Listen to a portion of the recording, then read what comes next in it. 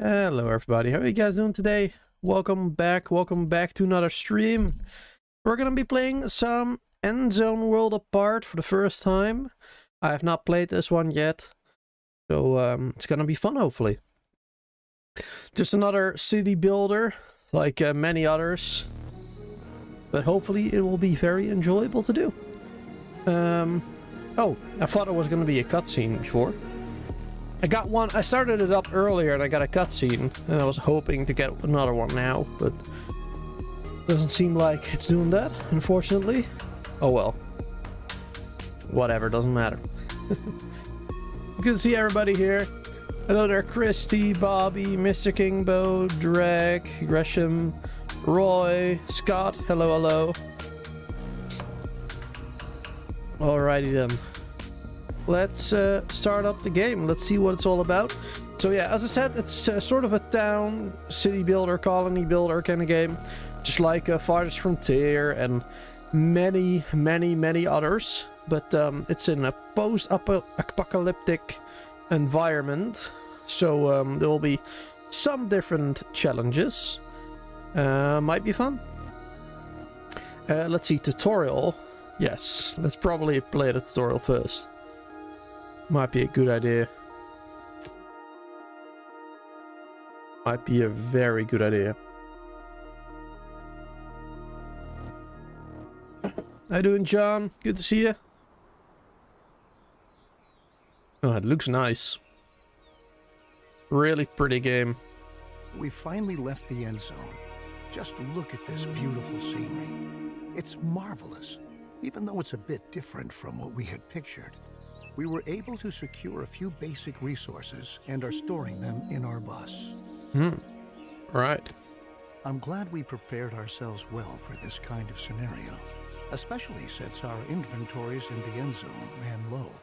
Don't forget that if you need additional information, you can look at our survival guide at any time. I feel like the music is a bit too loud to be able to hear that guy.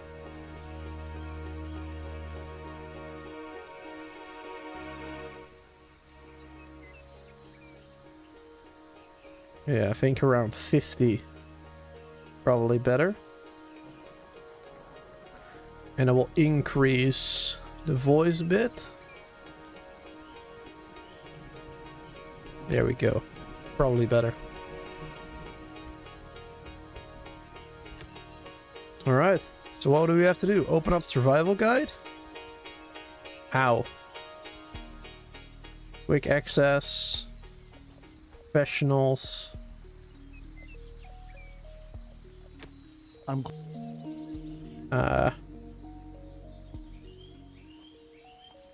Okay. Survival guide, right. Oh, up here. Aha. I didn't see it. Alright, so this is all the different things. You can look up everything. Alright. Well done. Good. Everything you need to know should be right here. I think the time has come for us to at last build ourselves a new home here. Alright, let's try that. Before we can construct buildings at all, we have to assign the profession builder to several settlers so that they can take care of construction contracts. In general, it's your responsibility to decide which tasks are important and how our settlers are supposed to be distributed to attend to them. Alright. Sounds easy enough. And this one. And then settler builder. How many? 3. There we go. All right. Your builders will be ready as soon as construction contracts have been issued. It's time to start focusing on our key and most basic need, water. Water. The first thing we ought to do is to establish a working water supply. So we'll move on to our first construction contract. Place and build a jetty by a lake in the vicinity of your town center. A jetty. Alright, how do we do that? Building and tasks. Jetty. Aha. Wait, where do we have to build it?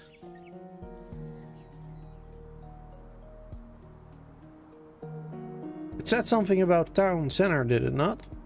I'm guessing it has to be in the water. Like this.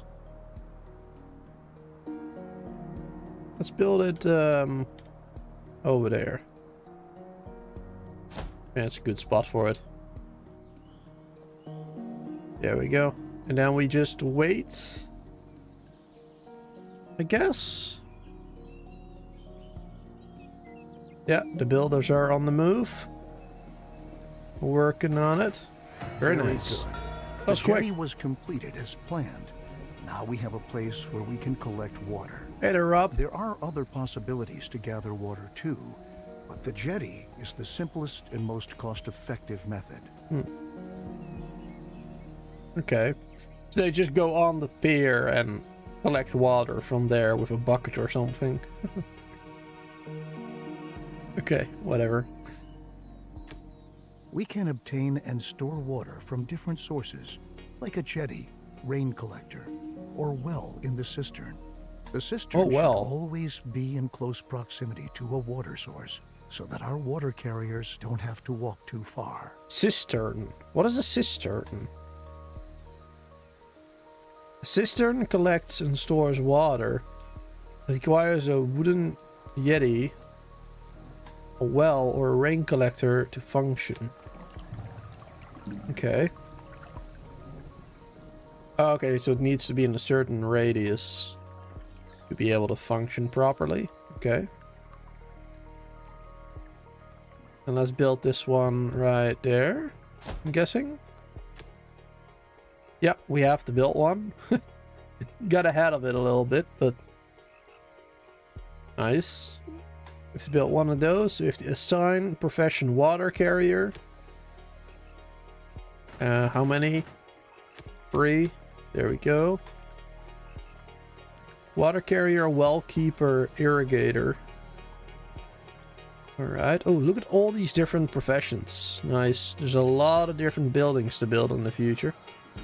Awesome. It's good to see you, Rob, and Lawson as well. Hello there. We have now installed a working water supply, and water is now transported from the jetty to our cistern. Consider hiring more water carriers if you don't have enough settlers available. You can never have enough water in storage. Well, once the limit has been reached, there is enough water. Now we should focus on food production.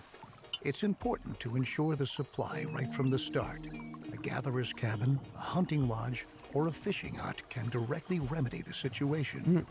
I suggest starting with a fishing hut, since we're already located near a lake. Hey there, Hugo. Good to see you again. Alright, let's build a fishing hut. So, food, fishing hut, and then I guess we'll build it right there. Right next to it. Wonderful. Can we build a road too? Or will they create their own roads as they walk? I don't see an option for roads.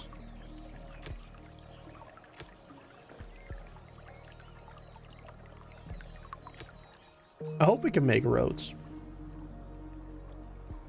Makes things a lot better looking. We need 2 fishers. There we go. Food produced 50.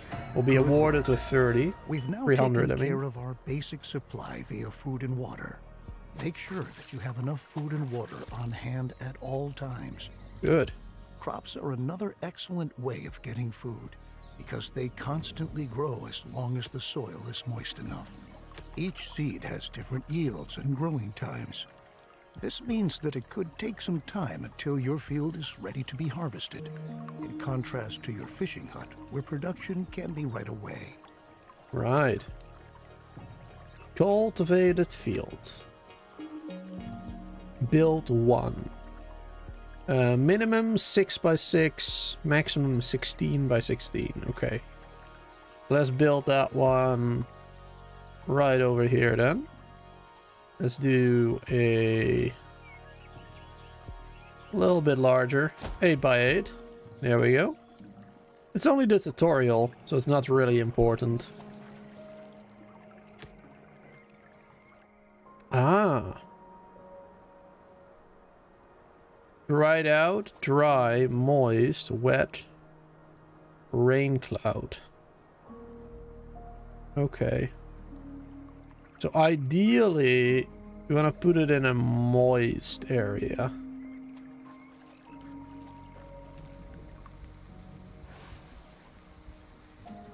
Oh, there has been rain. A wet or moist area, I guess. Alright, it's raining now. I can sort of see clouds, but there's a little bit of rain every now and then. Where I placed the farm is not the ideal location for it, it seems. It's like halfway. Oh well, good enough. Alright, assign someone as a farmer. There we go.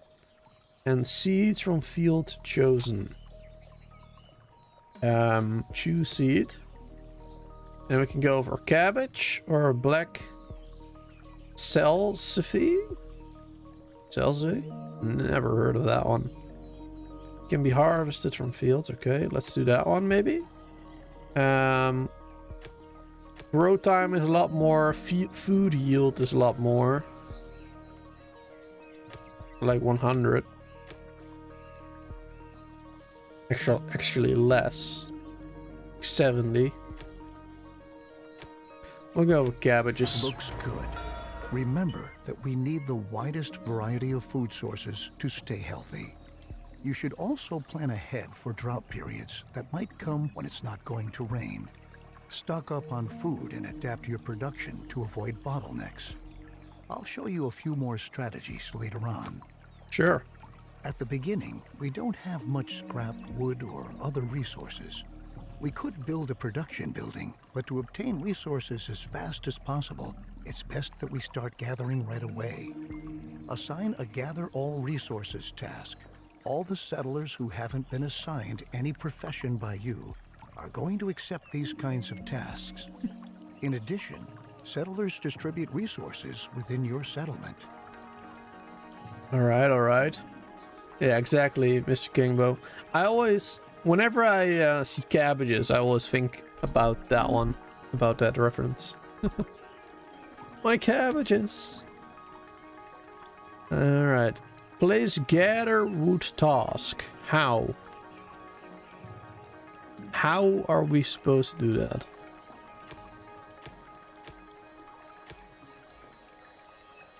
Production, buildings, and tasks.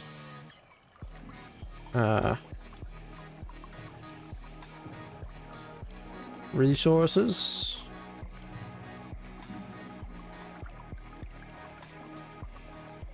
Tasks. Oh. Oh, that's annoying. I would just give tasks their own tab down there. Why put it on buildings and tasks in one tab? Just give it its own. Instead of having to click like 2 different ones to get there. Alright, but we have to gather wood and scrap. So we'll do scrap. Can we increase the size of the gathering area? Is that possible? I'm not sure. We'll just place it here. And we'll place a wood one as well in the same location. Approximately. As long as Booster has his true baubles, Booster won't get scared of anything. True. Very true. There, we're speeding up the game. We're planting the cabbages.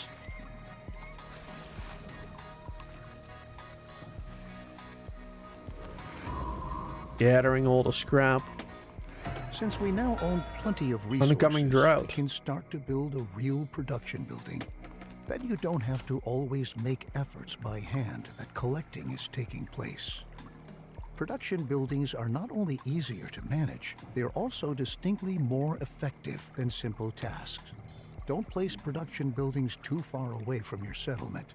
You'll be able to change their working area at any time later on. Good. Right on. The best Right thing for on. us to do now is to build a forester's lodge to automate our supply of wood and make it more effective at the same time. Foresters are not only able to chop down trees, they reforest areas with trees as well. Sounds good. There's one right there. Then we're gonna have to hire someone there. At least one. Haven't built that and work on it. Get some more wood. How you doing, Stormy? Good to see you.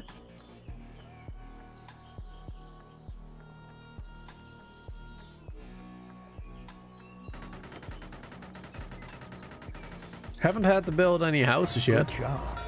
You might want to change this building's working area later on to tell your workers where they should get their wood from. Ah, and for your information, if you want, you can also tell your Forester's Lodge that they only ought to attend to reforesting an area in order to create a lush, green forest which generations to come can use. Okay. So we can cut down and reforest. We can only cut down or only reforest. I see. That's useful. That's good. Production limit set to 500. Total number of workers in this profession in the settlement. Current and maximum number of workers in this one. I see. Daytime work and efficiency. Nighttime work and efficiency. Increases to 101 electricity when there's electricity. 150 with electricity. Okay. Alright, good, good, good. Change field of work. Alright. I'll put it right there, I guess. Doesn't really matter for the tutorial, but... And Christy is still here, or again. Hello. Very good. Now we ought to take care of collecting scrap. Scrap is one of the most valuable resources because the quantities present are limited, and we can recover other resources from scrap. Unlike the task we just had, the scrap yard allows larger quantities of existing scrap to be dismantled than with ruins or wrecks. I see. Oh, saving the game. Autosave. Alright. I build a scrapyard. Already working on it. And then we have to hire someone there again. There we go. Scrap produced. Already gathered a lot of it. Surviving the worm first better now? Oh yeah, it's way better now. It's now almost knocked over my tea. It's now 22 outside, I believe. 21 right now. It has been 24 earlier in the day, but it's not that bad. So it's way better. But in a couple of days, actually, let me see. Yeah, it's gonna heat up again. Today was the coldest day, and then now it's gonna increase again. Tomorrow is gonna be 25, Tuesday 29, Wednesday 29, Thursday 31, and then Friday 27, Saturday 25. So Great. Up until Thursday it's going to increase, and then it's going to go slightly down again. We can recycle scrap into 4 additional resources: cloth, metal, plastic, and electronics. We'll do that shortly, but for now we ought to take care of your settlers' needs first. Okay. So the scrapyard gets these resources: cloth, metal, plastic, and electronics. Okay. Our people want a place to sleep and live. Cabins fulfill their need for safety and privacy and increase the confidence of their inhabitants. In other words, Sure they building do. cabins increases their willingness to start families and reproduce, if you know what I mean. Reproduce, if you know what I mean. Yes, we do want them to reproduce. Yes. Very important. Alright, let's build a couple of those. We need to build 8 cabins. There we go. Couple right there. Actually, I probably shouldn't build that one. Can I really delete that? Hello? Can I cancel construction? There we go. Yes. I want to build it elsewhere. I would like to build it over here instead.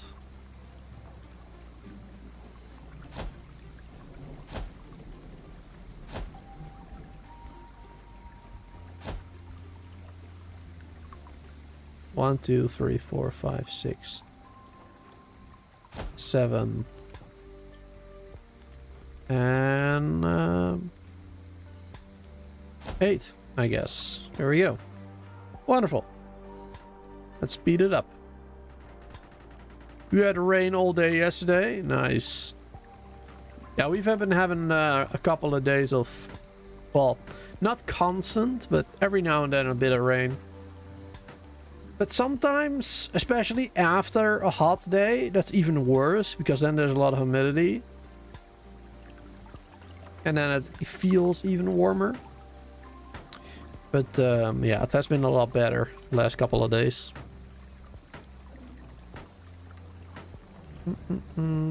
You and your cousin Lawson were talking about scary stuff when we... what?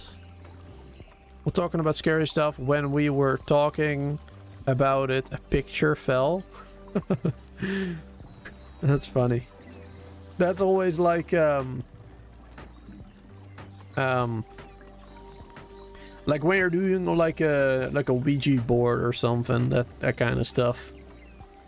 And then you ask like a ghost to answer, and then I don't know, like the window flies open or something. That would be funny. Maybe you made a spirit angry, Lawson. What did you do? You angered a spirit, maybe. Probably not, though. Besides I wouldn't worry about it. Also provide sturdy houses and shelters as housing.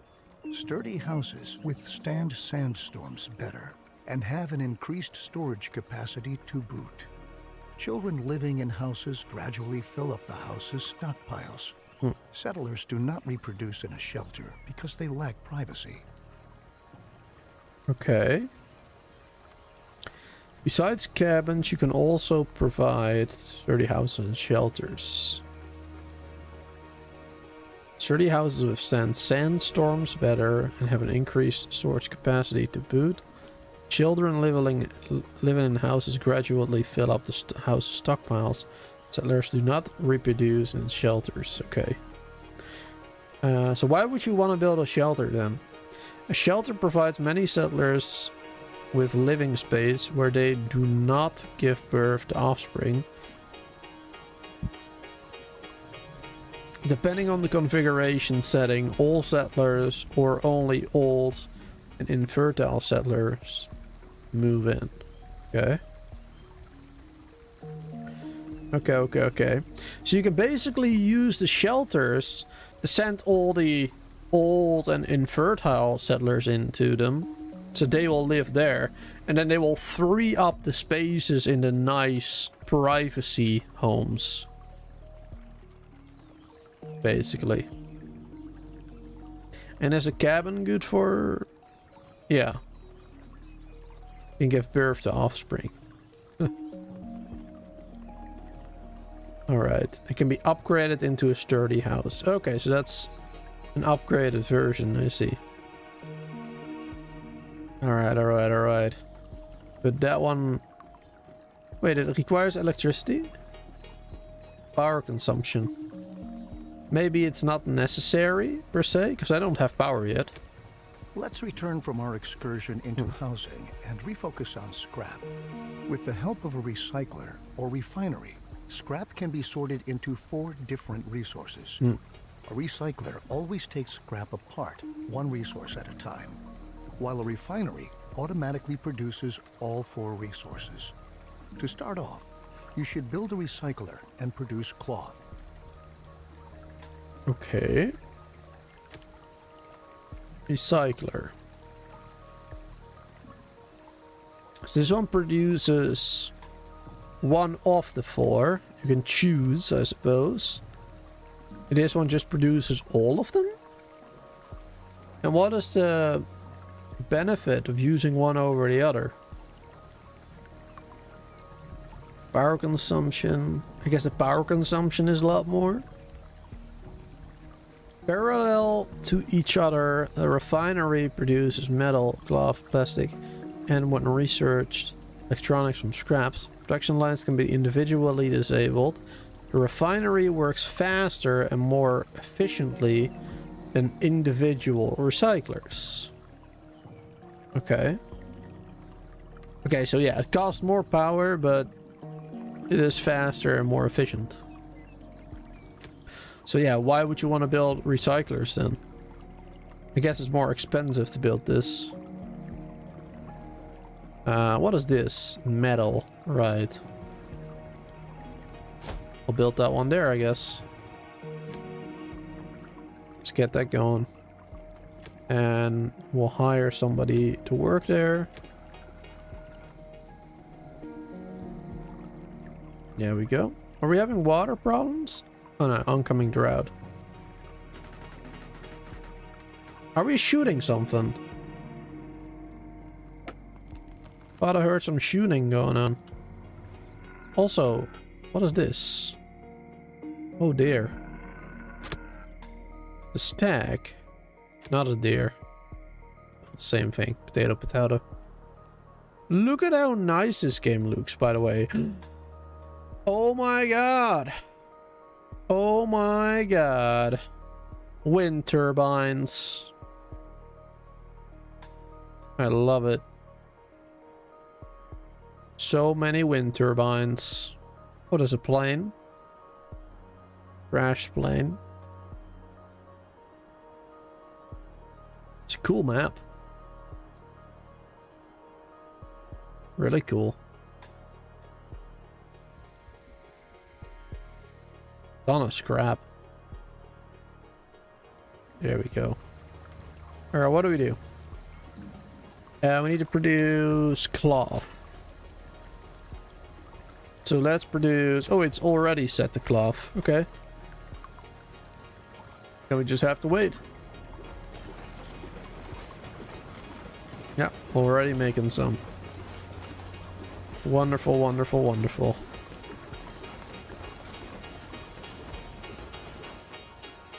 So 2 produced already. And now we're just waiting for the next one, I guess. We have knowledge points, rich food. Number of different types of food. Oh. Yeah, you want diversity. Keep them healthy. Population growth. Population growth is a snapshot that indicates whether the population needs... recycler to produce a different resource at a time. It's important that you focus on the resources you really need, at least in the beginning. Cloth and metal look like good options if you want to equip us with protective clothing and tools. Right.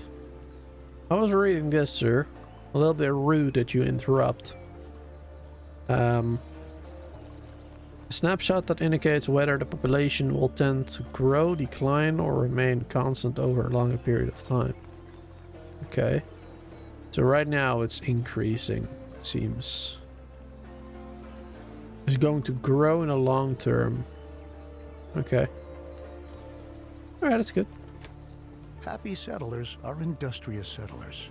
That's why we ought to look after our people and protect them against the surroundings and dangers, like radiation. So let's start by transforming our newly recovered cloth into protective clothing. Sure. A tailor will be able to help us with that. Sure, how do we do that? A tailor shop right there in resources. How convenient. Right there.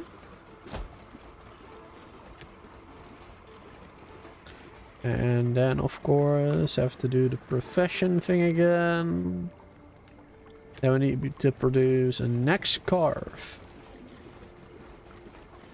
What's this? Terrestrial radiation.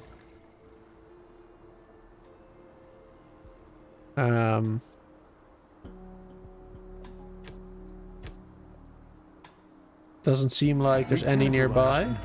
Oh, here a bit, maybe. Into 4 levels: no radiation, low level, medium level, and high level radiation. The radiation changes constantly and is influenced by weather and contaminated rain. Protective clothing helps to protect us against this kind of radiation, but it takes a while before it's produced. And production relies on a steady flow of incoming resources. Try to establish production chains at an early stage and start to stockpile goods so that some are always on hand. Sounds good. The tools we brought along from the Endzone are slowly but surely running out. So now, let's focus on manufacturing new tools. The tools will help us to work effectively. We'll need metal for that, so we'll prepare for production by building another recycler, which we'll commission to recover metal from scrap. After that, we'll need a workshop to enable the manufacturing of brand new tools. Okay. I'll need a workshop. Start building that. Sounds good, sounds good.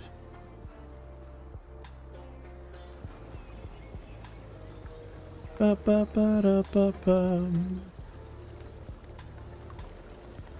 Boozer, have I had anything scary happen to me before? I mean, yeah, pretty much every single morning when I look in a mirror, I'm like scared out of my mind. Yeah, pretty often actually.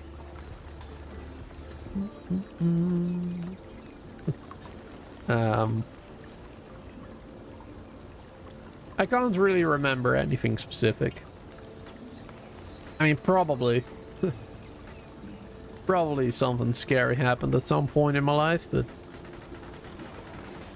not that I can recall right now. How you doing, Ed? Good to see you. Welcome. Welcome back. Welcome back. Demolish. Change field of work. I could change the field of work for this one too. Interesting. I would not have expected that for this building. That's nice, I guess. Alright, recycler, metal. Then we need more people working there. And we need a technician? Question mark? What do we need for this one? Workforce. Maximum number of workers. Oh, I don't have any more settlers. Oh. I don't have enough people. So they actually need to reproduce first before I can do anything. We have children growing up. Do I have to wait for them to grow up first?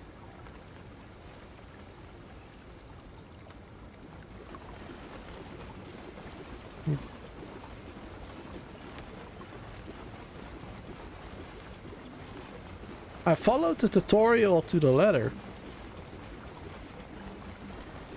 So I'm kind of surprised that we do not have enough workers to work this. I mean, it doesn't seem like in the tutorial you would have to wait for people to grow up.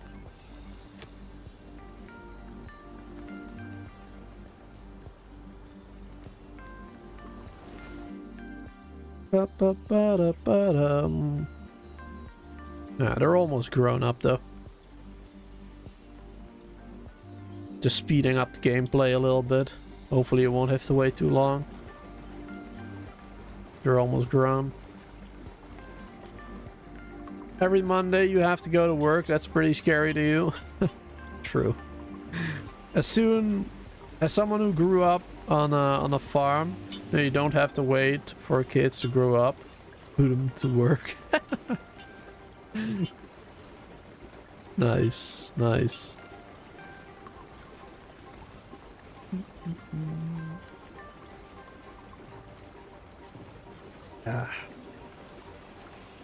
I actually, I might have to play, what's it called? Medieval Dynasty again. Because they updated the game recently with the Air update. I believe you can do different stuff with your Air now. Or they have different personalities and stuff. But also, children in the village, or I guess teenagers, I mean. You can put teenagers to work now in the game, I believe. Not necessarily working, but as a apprentice, I suppose. So they will like learn before they actually can work the job on their own. That's pretty cool stuff. But the thing about that game though is it takes so long to get it to that point. Like, to get people in your village, having them have kids, and then that kid to grow up until they're a teenager, it takes so long. Unless you adjust the in-game days, like the games a year thing. Oh, there we go. Now we have 22 adults. Much better. There we go. Now we have what we need. So now we just need to produce that metal. Should have been produced already. Doing it. I'm waiting for it. Can we hunt these? Maybe in tasks or something? I don't see a hunting task. Sad face. You don't like mosquitoes and spiders? Yeah, me neither.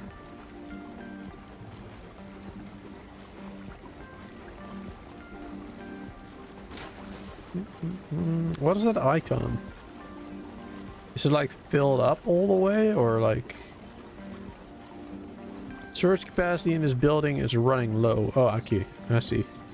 So it's running low. It's not maxed out yet. But it's getting there. I see. Oh, I misread this completely. I thought metal produced, but it's metal tool. I have to select that. We have scrap tools now. Okay. They've been making the wrong thing. Or assign metal tools. Wait. What's the difference then? Like... Important tool to complete work tasks in the surrounding area. More advanced tool, higher durability. Okay. This is made from scrap, this is made from metal, right. Alright, so it's just more durable. Nice, good.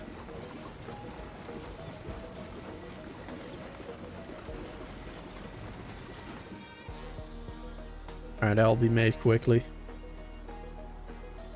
Won't have to wait too long for that anymore. Hopefully. One is already made. And the second one is being worked on right now. Awesome. She's pretty easy so far. The tutorial, anyway. With our lovely new tools, we are now prepared to work effectively. Should you ever run out of metal, keep in mind that you can also instruct your workshop to manufacture tools from scrap instead of metal. Though they won't be quite as effective, it's still better than being forced to work with bare hands. You can't imagine. Down in the Endzone, we had sufficient time and resources to educate ourselves properly. But our children don't have this luxury. We ought to build a school and pass on what we've learned. As a result, they will be able to survive and work better and more effectively. Yes. Putting children to work. Good idea. Making them work more effectively.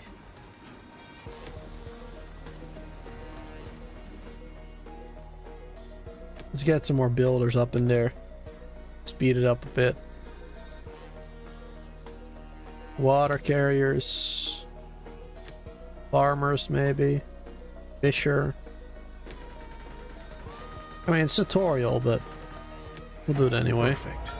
Besides the fact that educated children work more effectively, we'll also teach them to be more careful with their protective clothing and tools. Good. This, Safety in turn, precautions. leads to them staying intact longer, and we conserve valuable resources. Huh. This in turn leads them to stay intact longer. Wait, are we talking about the clothing and tools, or are we talking about the children? Staying intact longer and conserving valuable resources. I mean, both, right? I guess. Now, Alright. Now the population is starting to grow. We ought to again turn our attention to the topic of food production. Already accumulating fish and tilting fields. A gatherer's cabin will now enable us to gather mushrooms and berries from forests nearby. Alright. Sounds good, sounds good. Gatherer's cabin. Put it right there. And let's see. Gatherer. There we go. Looking good, looking good. Got more teachers. Let's build another house.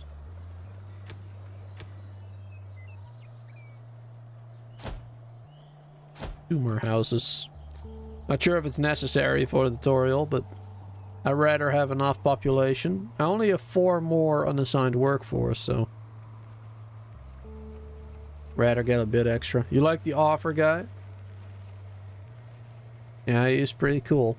He talks a bit slow though.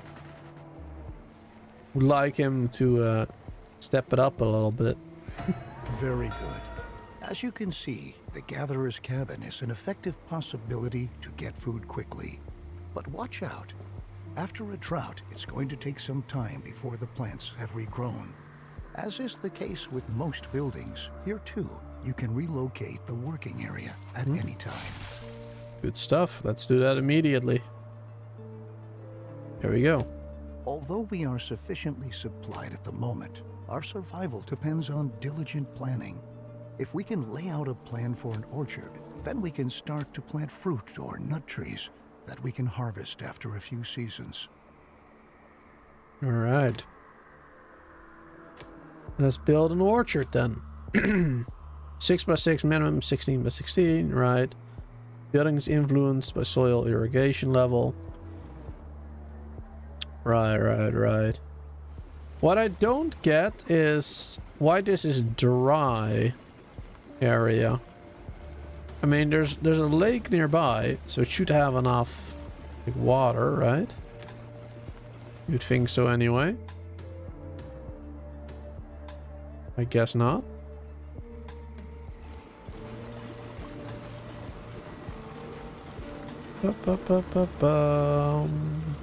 Get a... Let's get a... 7-Eleven, sure.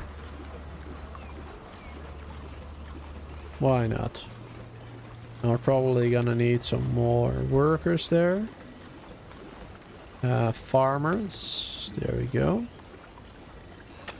And we're gonna have to choose a seed. Oh, the only one we can do is plums. There we go. The orchard has been laid out, and the trees are already beginning to grow.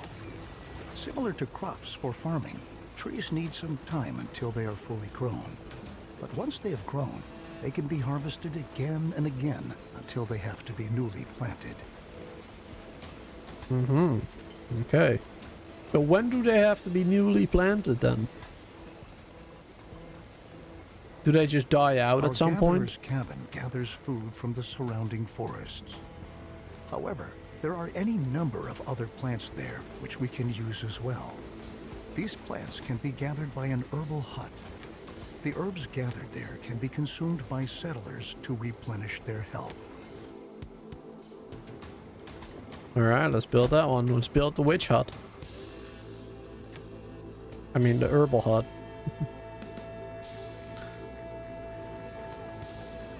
Yeah, 6 likes. Nice. That's pretty good. Dear subscribers. I forgot to subscribe actually then. I did watch a little bit. But I recommend, Scott, I don't know, what are you using Streamlabs to record? Because I think you were you doing it via PlayStation sharing or something? There was a bit of, how do you call that? There was a bit of like background noise from the mic, I guess. So I don't know if it's possible to put a filter on that or something, depending on what you're using. I know on Streamlabs you can put like a filter on it. Will cancel out the background noises. I would recommend that.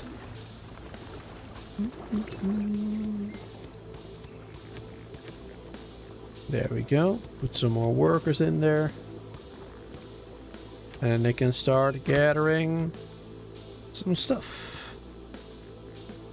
There we go. Out in there, Dark. 18 likes. Awesome. Thank you. Done. Thank you. Thank you. We can equally utilize the gathered herbs to convert them into medicine later on. It might happen that an illness breaks out in our settlement from time to time and spreads among our settlers. That's why we always ought to have enough herbs on hand. Herbs. Radiation is the main reason why the health status of our settlement can decrease. Although our settlers already use protective clothing to shield themselves against environmental radiation, it might occur that our sources of water become contaminated. Uh-oh. We should start to filter our water to prevent this from happening. We will need a great deal of charcoal to accomplish this. The charcoal kiln will burn wood to produce charcoal.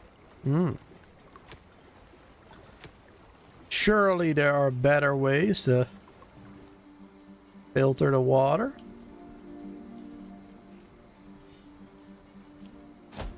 I would think so anyway. So I still haven't been able to build roads.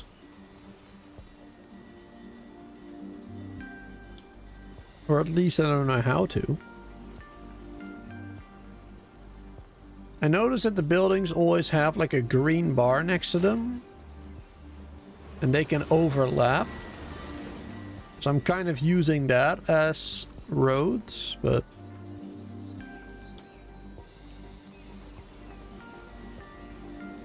You would think that it's possible to build an actual road.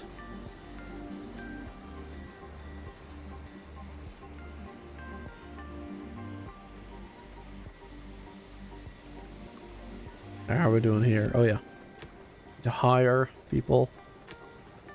I think it's so annoying having to hire people every single time. I mean, I know a lot of games do this, but I think if you build a building, it should always automatically go, like, default on 1. That's what I think. Doesn't make sense to put it on 0. Because you're building it to use it. You're not building it the charcoal in conjunction for with later. the filtration system to purify our water. Unfortunately, our cistern is not able to do this. Only the water tower has the necessary equipment for this capability. Wait, what? Use charcoal to in conjunction with the filtering system, purify water. Unfortunately, the sensor cannot do this. Okay, the water tower. Right. It would be a disgrace if we had to demolish our trusted cistern just to erect a water tower in its place. What we ought to do instead is upgrade the cistern itself. A water tower can store much more water and provides workplaces for a lot more water carriers than our old cistern. Wait, what? You want me to build a water tower, but you also want me to upgrade the cistern? Which is a weird name, by the way. A weird word for a building. Want to build another recycler too. Okay, because we need to make plastic. Alright, build another recycler. Start working on that. And then refine, upgrade the cistern. Oh, upgrade it to a watering tower. Oh, okay, you upgrade it to a water tower.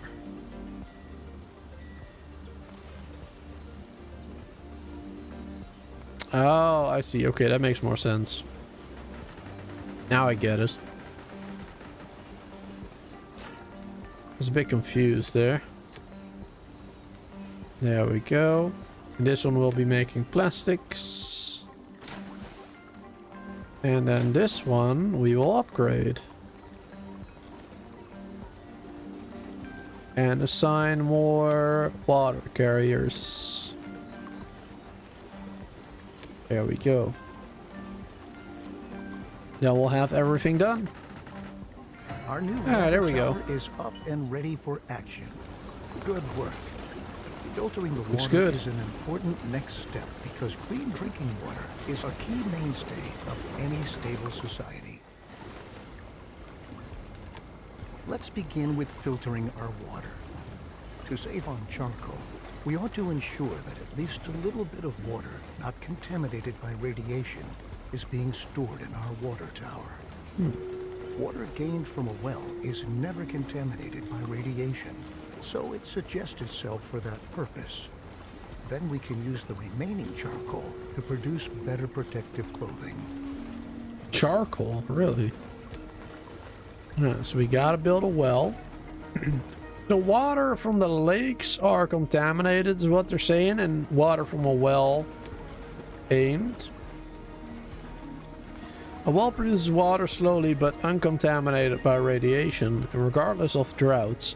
Short distance between wells reduces their efficiency. Okay, it can be upgraded to an electric watering pump. Alright, alright, alright. Sounds good. Let's build one of them bad boys right here then somewhere.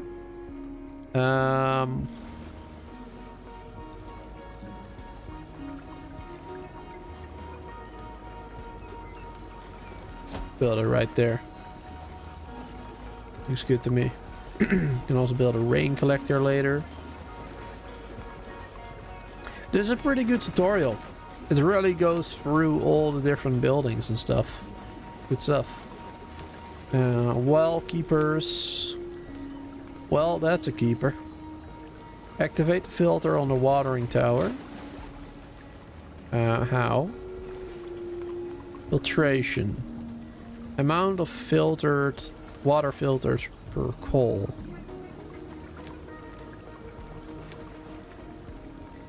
There we go. Filter activated.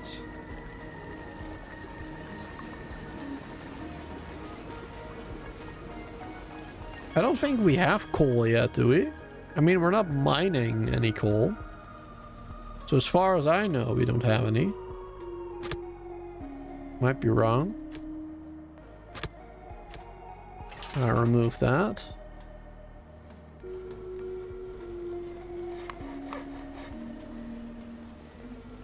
Alright, what do we need to do next? Instruct the tailor shop to produce activated carbon mask. Okay. The tailor workshop, where was that? This one?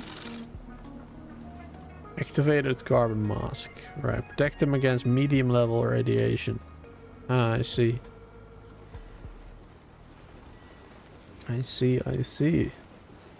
And now we need to produce 2 of those bad boys. Yeah, this is a really good tutorial.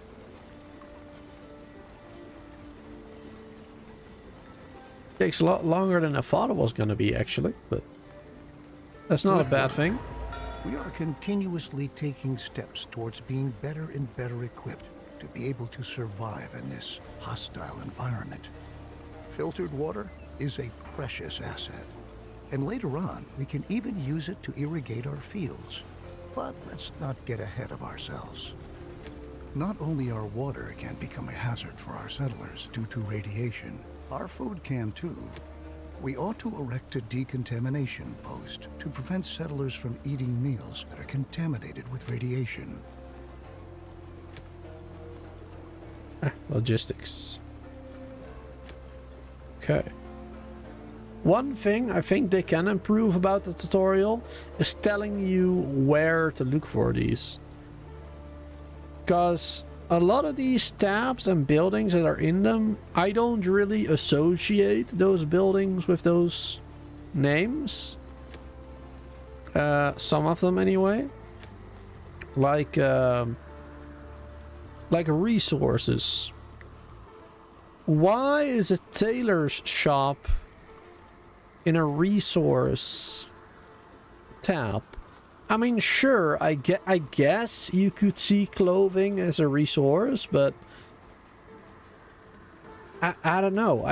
I personally don't associate clothing as a with the word resource. But yeah, everything else about the tutorial is pretty good. But it would be nice if they told you can find it in logistics, or you can find it in resource or something. Make it a little bit easier on you. Let's see. Let's build this over here, I suppose.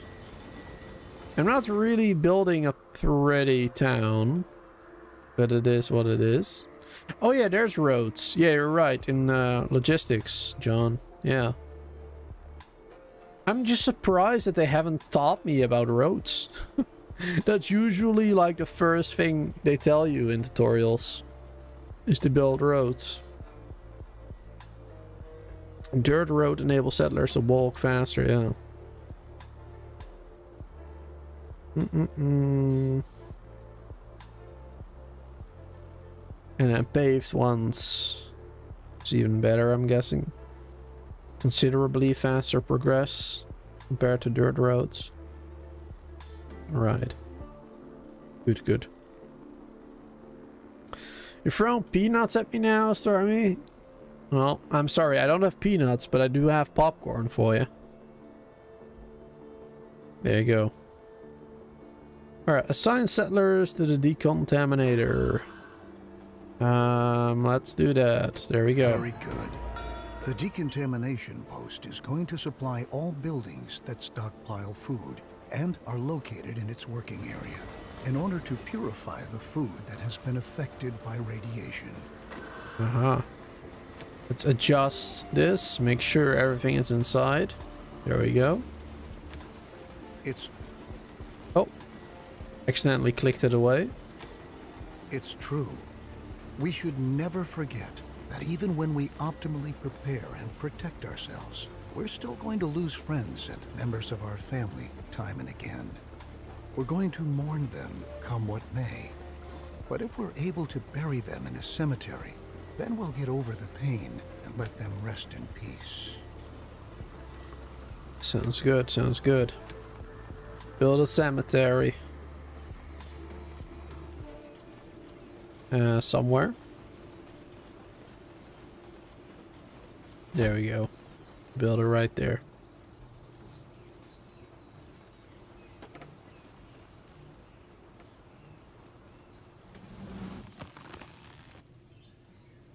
Like a little church there as well, it seems.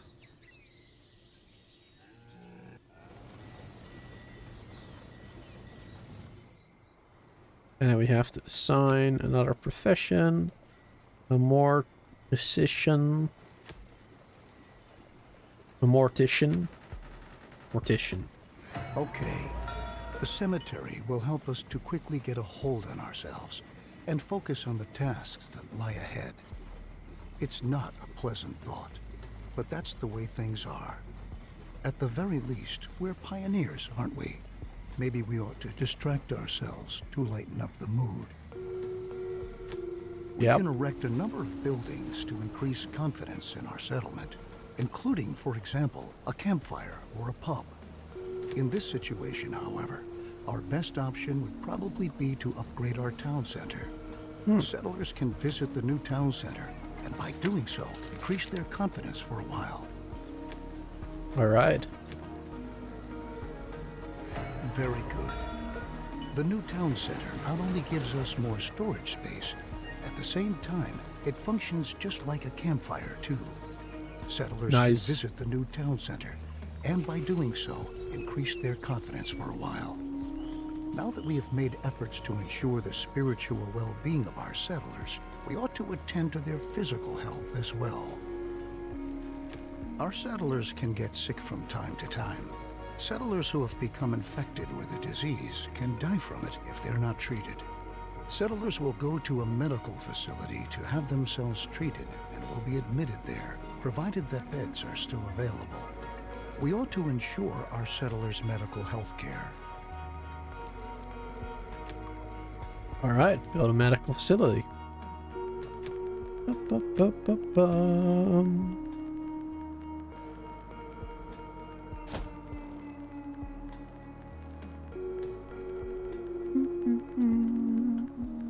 The tutorial's taking a lot longer. You're kind of getting bored from the tutorial, not gonna lie. Oh, what is this? Radiation levels rising? This building produces contaminated resources. Uh-oh. Let's increase the people working at the decontamination post, just in case.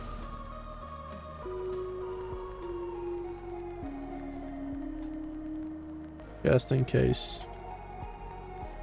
Yeah, medical facility. We're working on it. And then we also need... We need a medic! 2 of those. And then medicine produced. There's only one type of medicine. Awesome. With this step, we have ensured the survival But they're of the producing like 10 at a settlement for time. while. Huh. Very good work. Since more and more children are being born these days, we should start to plan for the long term. While cabins are a good way to get settlers to start a family, they only provide limited space. This can quickly lead to people having to live on the street. Allow me to suggest to you that cabins be provided only in a very targeted manner in order to control the population growth of your settlement. Nothing is worse than not having enough resources to provide for everyone. We ought to build a shelter to be able to provide other inhabitants with a roof over their heads too. Okay. Well, cabins are a good way to get settlers to start a family. They are only provided limited space. They quickly lead to people having to live on the street. Allow me to suggest that that the cabins be provided only in a very targeted manner. Okay. Let's build a shelter then. Oh. Restart the save process or restart the game. No. Build a shelter. Provide the homeless with a roof over their heads. We don't have enough space for this. Oh, let's build it over there. That's a big shelter. Way bigger than I thought it was gonna be. Maximum 25 inhabitants. Ah. And there's only 5 maximum. 2 adults, 3 children. I see.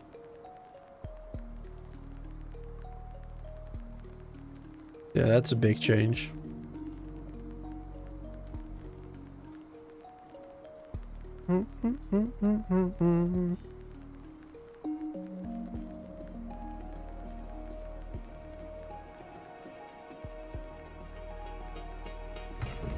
Is there a progress bar on building? Oh yeah, here. There we go. Very good. Remember that when children grow up, they're going to leave their parents' house and look around for a new place to live. It might happen that they don't find any home at all. we ought to build a shelter to be able to provide all inhabitants with a roof over their heads. Right. I've already pointed out to you that it could become very dangerous if we were to run out of food at some point. Since a lot of people are going to be living in the new shelter, we ought to provide them with access to food in their vicinity. A hunting lodge can look for wildlife in the surrounding area to bring a little meat to the menu. Alright, let's build a hunting lodge. Seems good, seems good. Go to food, hunting lodge.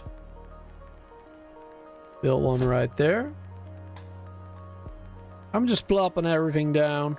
Don't really worry about where I place things. Because we're probably gonna restart at some point anyway, after the tutorial's done.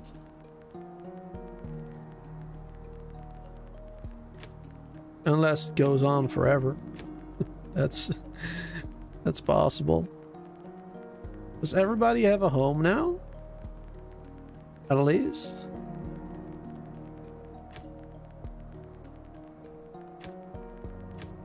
I don't know. Let's build another shelter just in case. Just to make sure.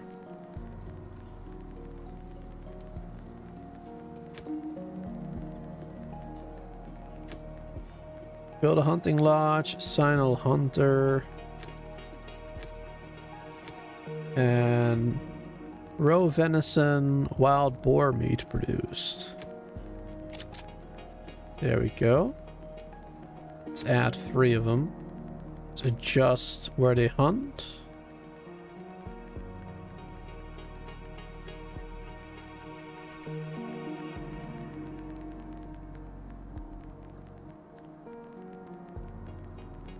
Oh, okay. It lights up when you hover over them, I see. Let's do this area. Seem to be a lot of them in this area. Good, good, good. Now we just wait for them to collect the meat. All of that. Can we actually see them hunting? I'm guessing we can.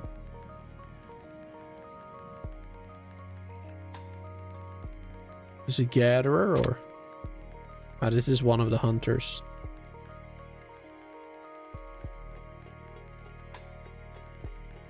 But I already shot one. Oh yeah. Collecting the meat now. Wonderful.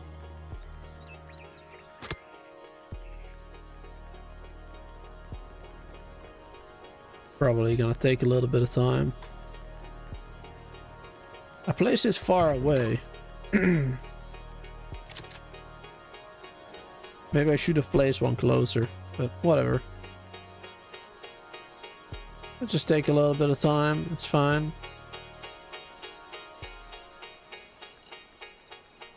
Already got 80, so we're close to that.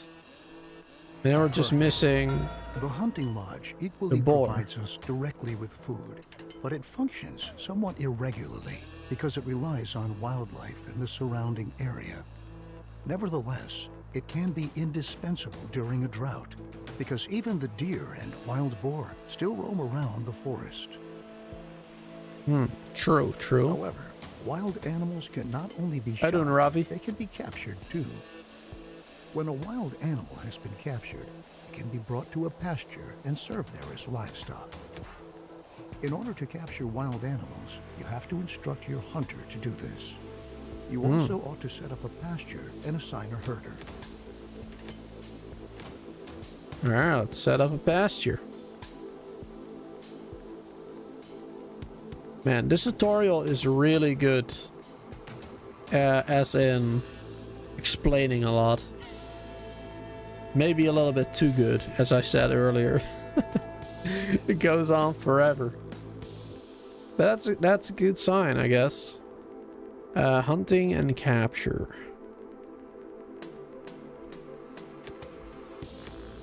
Set it to capture only mode for now. And maybe let's assign another work area.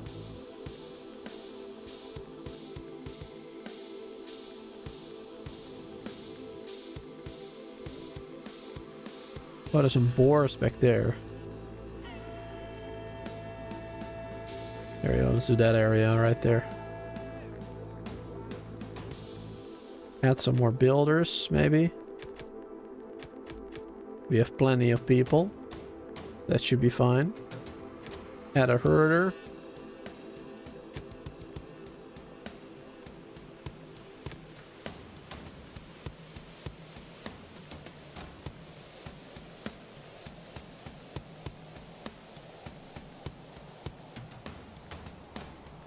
I still don't know for sure if everybody has a home or not. Feel like they do?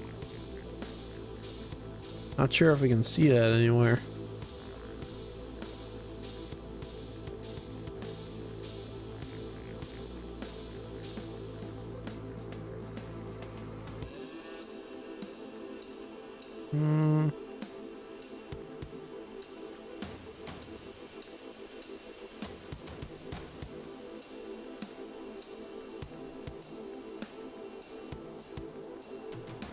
Questions, production limit, resources, statistics.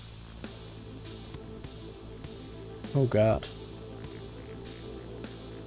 This is way too much. Alright, that's all resources. Population. Living space, there we go. Homeless settlers. Okay, good, good, good. Yeah, so we have no homeless settlers right now. Awesome. Alright, cool. I would have liked to see that somewhere up top. Whether they're homeless or not, but at least we found a way. Good stuff, good stuff. Pasture has been made. We got no animals in there just yet, but hunters are working on it. We might have some any second now. Choose of types. Animals can be captured by a hunter or acquired from certain traders. Choose a type of animal to have the pasture stocked. Okay. What? Only animals you already own can be kept in pastures. Right. Assign a type of animal to your pasture as soon as your hunter has captured an animal. Alright, well, we're waiting for that to happen.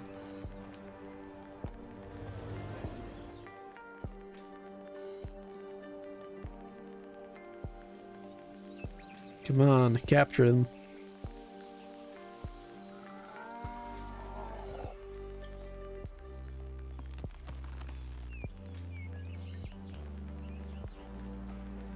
Are they not doing it?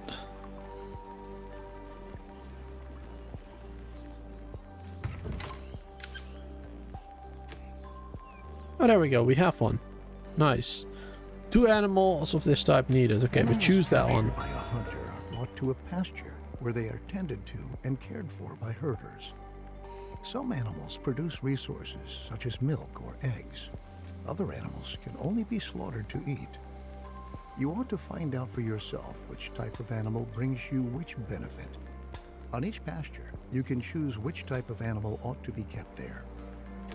You must provide water for the animals you keep on your pasture. This enables them to survive and reproduce. When enough animals are fully grown, the herder will start to slaughter them. If you don't want animals to be slaughtered, you can also instruct the herder not to do so.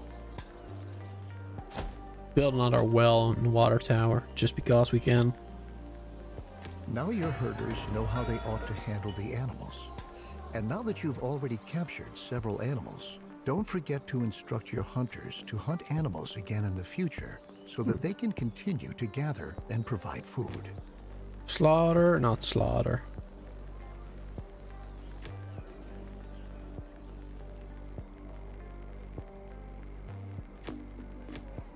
Slaughters activated. Animals that exceed the maximum number of animals set to be in the pasture will be slaughtered. Right, alright. With our increased production, our stockpile is going to run out soon. The supply routes for our production buildings are getting longer and longer too.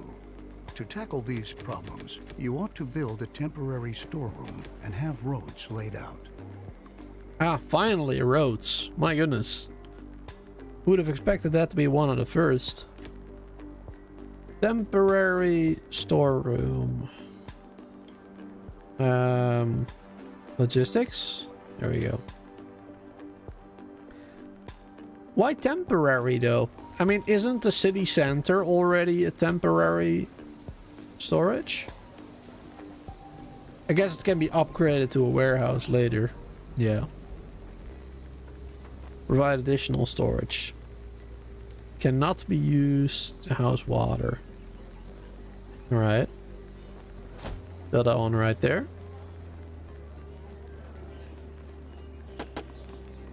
And then we can start building some roads. About freaking time.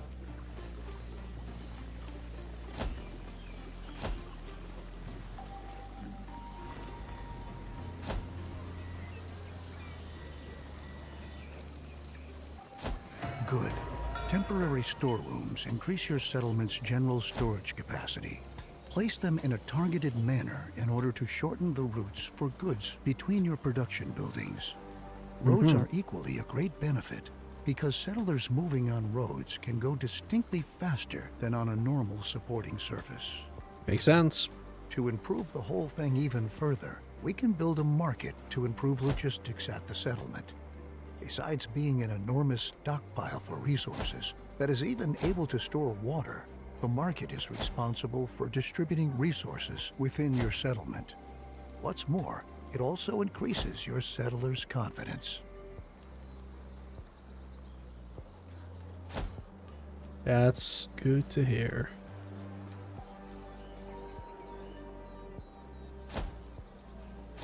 There we go. Build a couple of roads. Alright, build a market. Oh my god, that thing is huge. This thing is massive. Alright. Build a market. Market is supplied exclusively by logisticians and serves as a transit hub for shipments of resources. The storage capacity for resources can be precisely specified to make them available to neighboring production sites or to meet settler needs. Settlers can visit the market to boost their confidence. Right. Okay. Logisticians are able to amass resources from the whole settlement and bring them to the market. This improves the flow of your products and leads to your settlers having to walk shorter distances to fulfill their individual needs. The combination of these attributes makes the market the ideal building when you want to enlarge or even relocate your settlement. Wait, what? Are able to amass resources from whole settlement and bring them to the market. This improves the flow of your productions and leads your settlement in walking shorter distances. To fulfill their individual needs, combination of these attributes make the market's ideal building when you want to enlarge or even relocate your settlement. Okay. The larger your settlement gets, the farther some settlers have to travel to get to all of the food you produce. To make life a little easier for them, you can build a food station. Logisticians who work at the food station will collect food from your storage buildings and production facilities and bring it to the food station. Food station? Where's that supposed to be? 80 minutes in and you can finally build roads? Yeah. Exactly. Oh, there it is. Food station. So the logisticians will supply these food stations. So build one there. Build one there. Built one there. There we go. 3 across the map. And we need more of those, apparently. 1 food station built. We're gonna build 3 of them. Gonna do a few more. There we go. We've built some more houses too.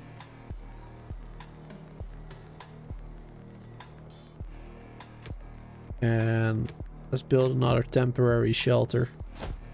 It's not gonna look pretty, but it has to happen. I want some more food as well. Let's get some more fishing hut. Man, I didn't think I was gonna need to do anything except what the tutorial told me, but you actually have to play the tutorial as well. You shouldn't just follow the tutorial, because otherwise you're gonna have problems. Did I ever see the movie Ready Player One? Reminds me of how the stacks looked a bit, at least the ground level. How the stacks looked? What? I have not seen Ready Player One.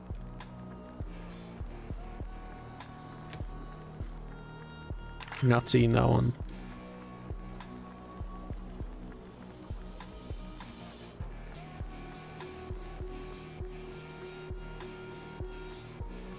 What are all these issues?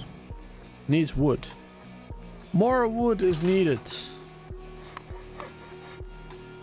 I mean, we're cutting down wood, aren't we?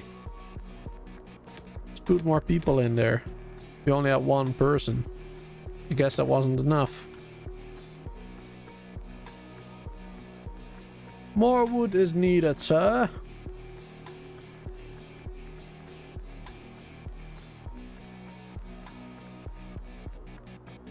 And now we have 4 people working on there. That should speed it up significantly. Hopefully that will be enough. Otherwise I'll just build another one, I guess.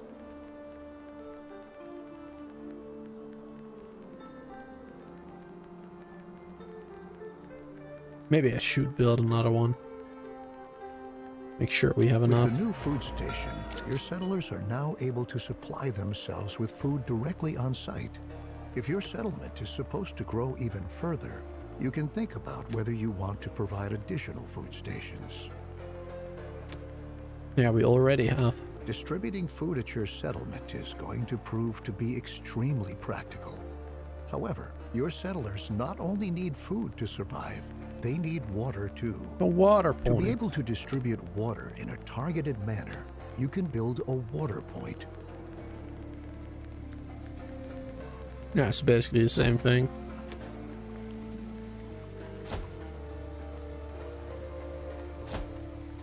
Build those next to the food then.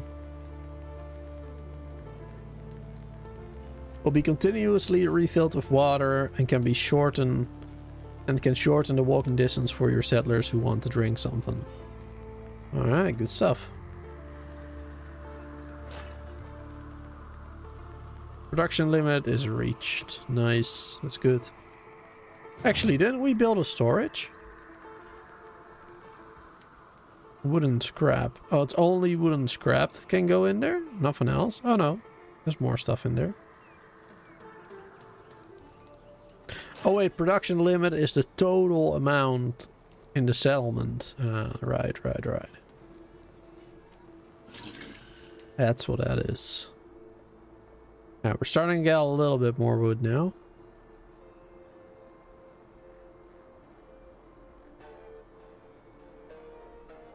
But not all that much. Should probably get another one. Resource gathering, another forester's lodge. Maybe another scrapyard as well? Question mark? No, let's just hire more people at the scrapyard.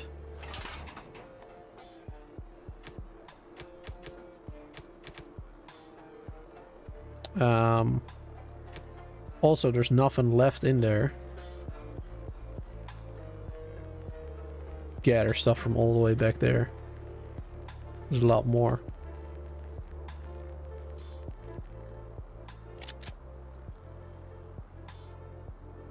Oh, we're getting less adults. I did build more houses, did I not?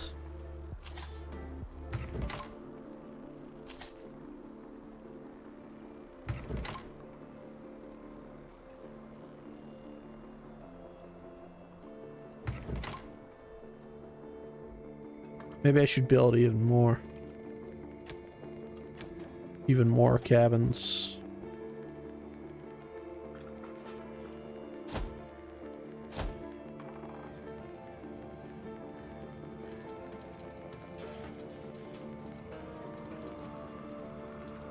Don't have space to build everywhere.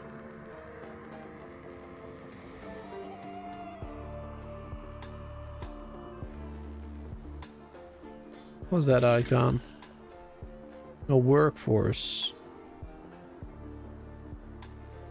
What a workforce is needed for this one? These ones? Oh yeah. There we go. That's plenty. And I just need to have it delivered. Cannot be collected in the immediate vicinity food. Wait, they need to be able to collect the food? Wait, hold on. I thought it was being delivered to them automatically. I'm confused. I'm a bit confused. Thought it was automatically delivered. Huh. Weird. Let's see. Assign the profession. Well, I've done that, haven't I? Oh, we need 11. Also okay. have a water point available. Thought I They had can 11 supply or more. themselves with water and food. Similar to how it's done at the food stations, this enables you to precisely control at which places your settlers are able to attend to their needs. Mm-hmm. Since we have our logistics under control, now we can concern ourselves with the weather and its challenges. We can build a weather station to enable us to make a forecast regarding upcoming weather and learn if potentially contaminated rain might be coming our way. It can also be used to prepare our crops and rainwater collectors we might have against contaminated rain by covering them. Prepare our crops and rain collectors we might have against contaminated rain by covering. Ah, I see. I see. Is it something they will automatically do then? I hope so. Alright, build a weather station. Where's that? Logistics as well? Technology? There we go. Technology. Jesus, that is huge. These buildings are insanely big compared to a normal house. Like these shelters here, these cabins are this size. It is the freaking weather station. That's massive.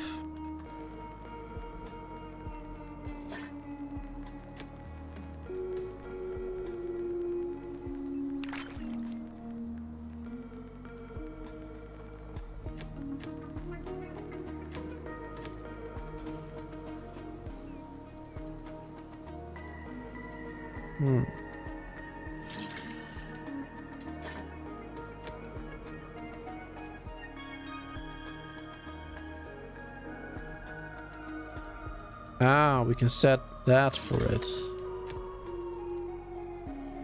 There we go. And now they can receive water and food from there. I see.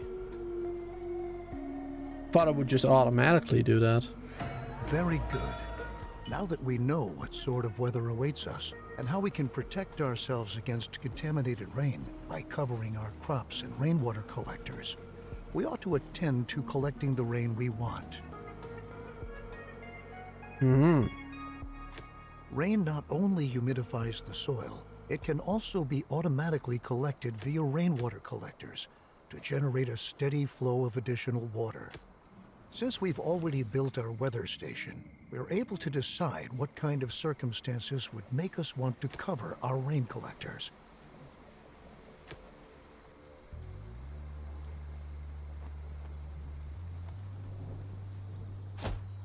Gonna have to build a lot more houses.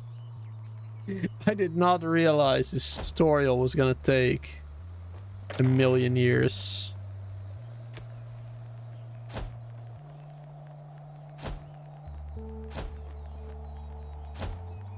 You get a lot more.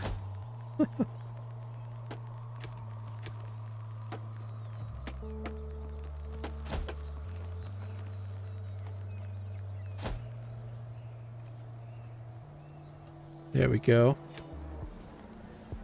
Make all of that. Need a lot more employees. Let's see. Forester. I built a... Did I build a second one? I did. Yes. But I forgot to assign it to a certain area. There we go. So we'll do that. Oh yeah, we don't have enough adults. We need more adults. That's becoming a problem.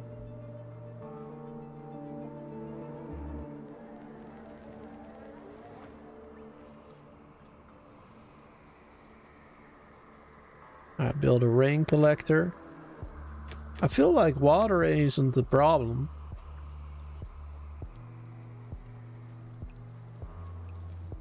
Don't feel like that's it's too difficult right now. With 8,000 water, more, almost 9,000. 5,000 food seems also to be pretty good.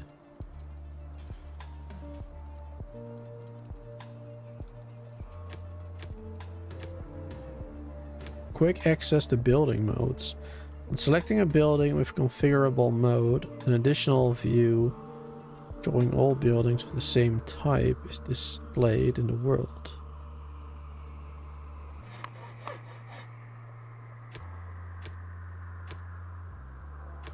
Oh, those icons, I see. Okay, yeah, that's useful. Never forget that our settlers might get sick if we distribute water contaminated with radiation at our settlement, even if they're wearing protective clothing. Right. We should make sure that the collected water is as purified as possible. Mm-hmm. We can have our crops covered to shield our seedlings against radiation. But once they've been covered, naturally they won't be irrigated with rain anymore. Of course. To rectify this problem, we can build an irrigation plant that is able to artificially regulate soil humidification. Place this building with care, because it is only going to irrigate the soil within its impact radius. Makes sense. Makes a lot of sense. Irrigation plant. Alright, so let's build that thing right down here somewhere.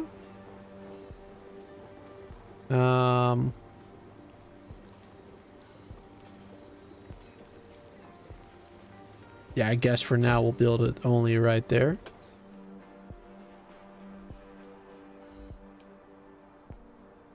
Good, good. Tasks. Let's gather some wood from this area. Want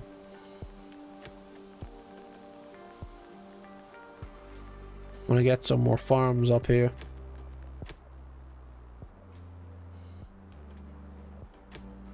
Can I assign another one? No.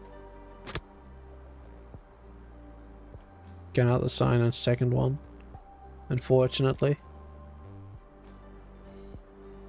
And we're losing children, but that's fine. We're growing up again. We're getting more. Autosave.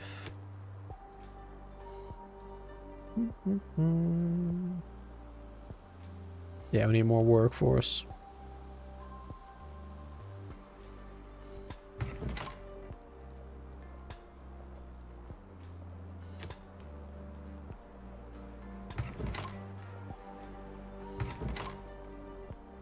Alright, good, good, good.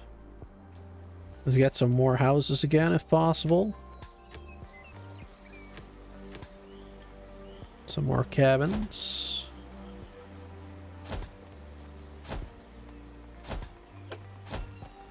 There we go. Gotta think about the future.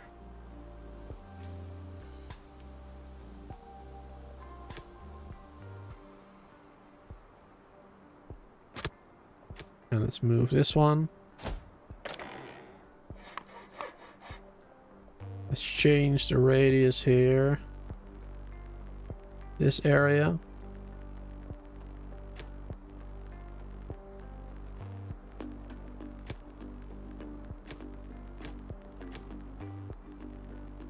And add some more works to the forestries overall. Wonderful. And then I wanted to do another farm there.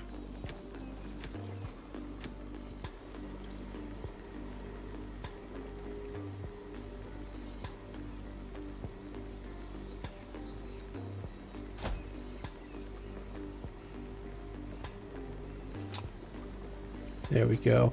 Wonderful. Another farm in this radius.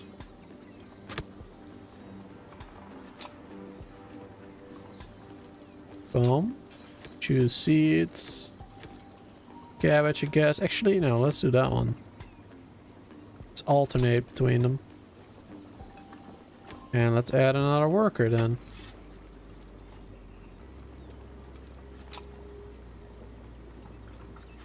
Very good, very good. And let's stop with this. Enough wood for now. We got some more houses.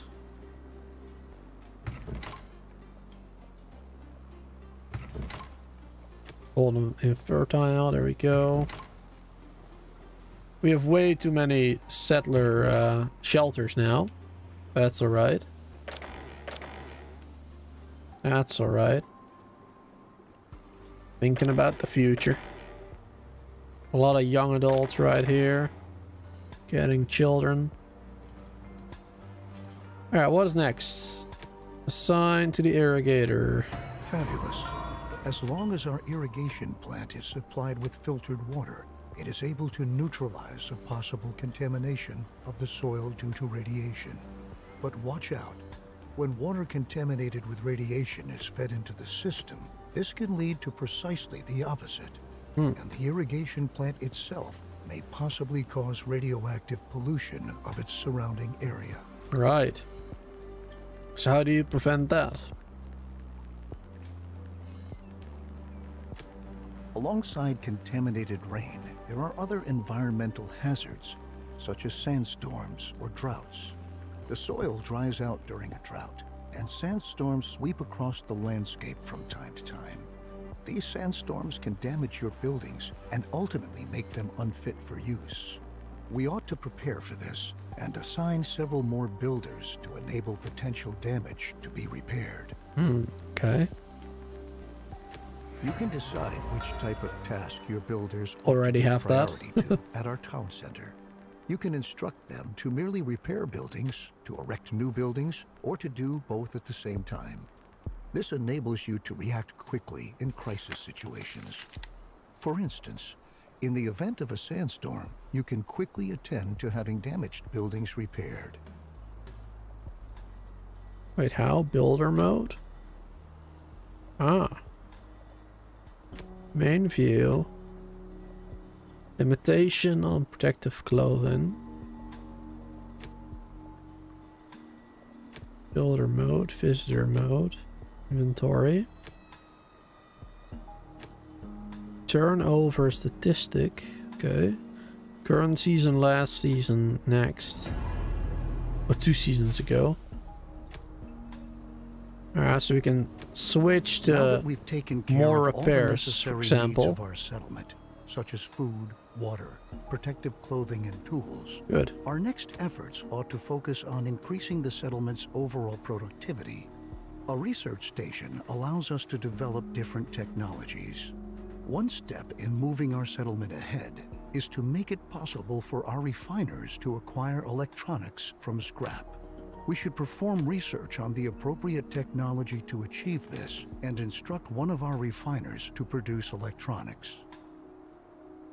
Oh my god.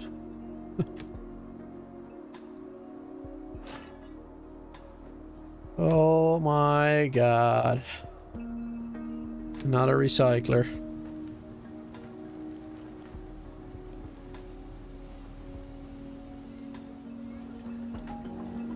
Put another one right there, I guess.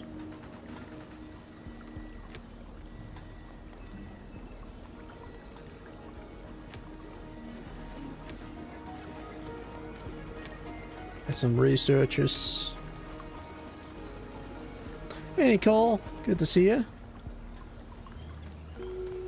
Water carriers. Well keepers. Make sure we have enough of everything. Maddox.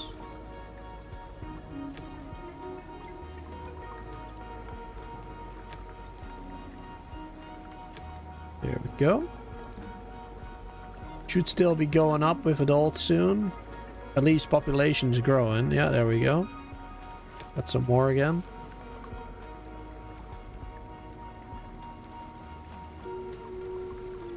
Data scrap collector, refiner.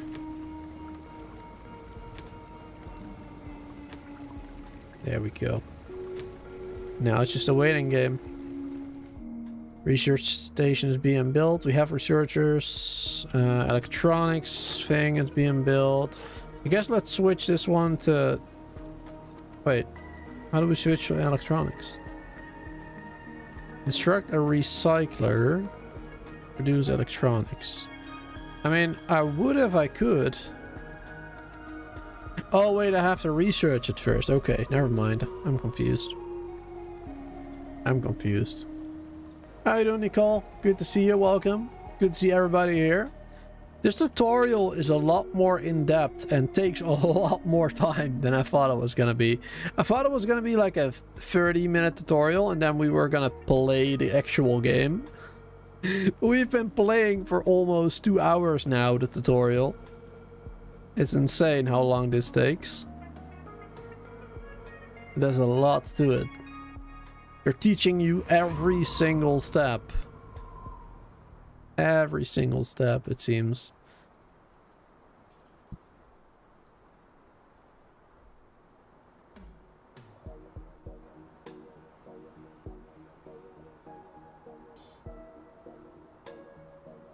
I guess it's not necessarily a tutorial. It's more like a first new game with a very active tutorial, I guess. Like it doesn't just act as a tutorial. It actually lets you play the game as well at the same time. And a lot of games don't do that, so I got a bit confused about that at first. We need to research stuff. Loitering ban, fish feed, kitchen, electronics. There we go. Research that. We need scrap for that, which we don't have right now, it seems.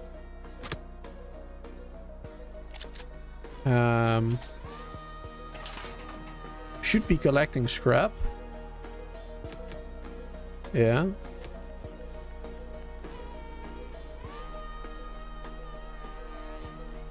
Collect it a little closer to home.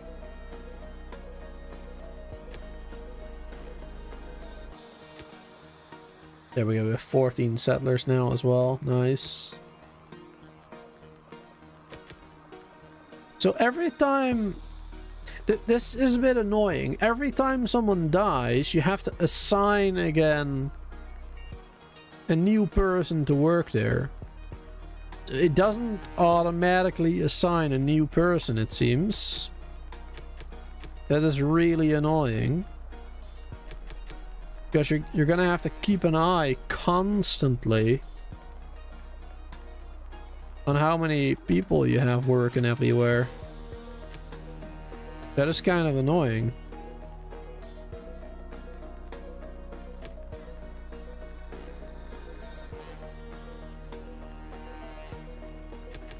There we go.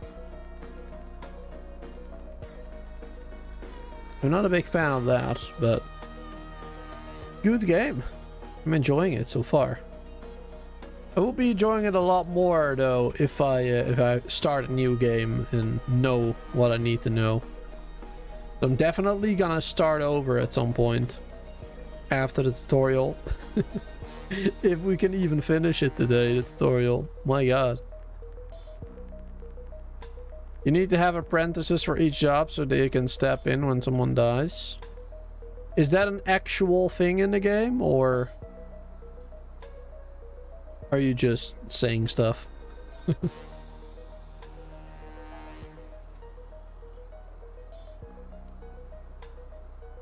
Are they researching it or not? Need scrap. Oh, right. They're waiting for the scrap. Let's set an additional task. More scrap collection. You're saying the game needs them? Yeah. Well, maybe there is something like that. Auto assigning or something. I don't know. I'm not sure.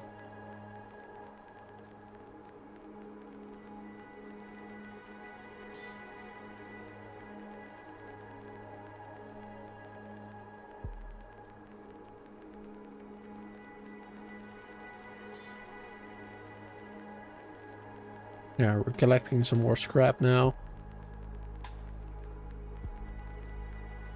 We have extra laborers, extra settlers. A lot extra.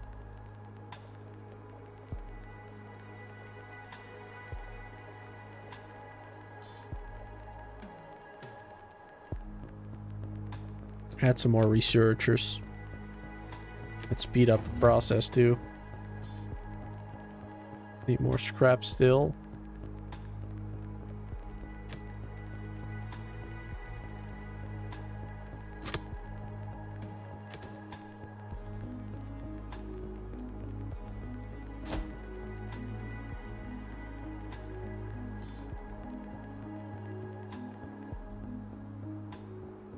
Yeah, feels like it's a tutorial of 24 hours for sure. But at least it's really detailed about what you need. Well, it shows every individual building.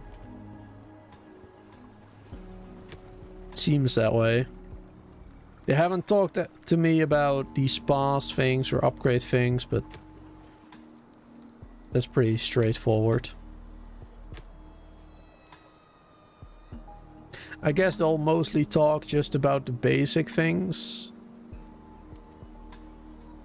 They said something about the campfire and the pub, but we upgraded the center thing instead. Advanced school. Oh, sandstorm. The rude sandstorm right there.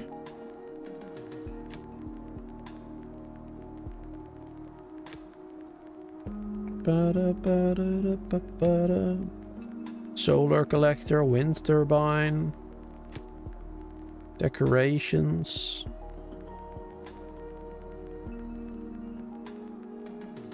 Defenses. Oh god, yeah, there's also defenses. My god, we haven't even seen like half of it, I feel like. This tutorial is really gonna last forever. Priority defense, barricades, sirens, ammunition factory, watchtowers.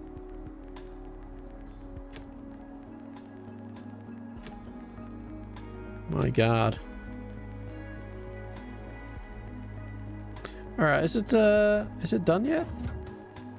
Alright, I'm working on it.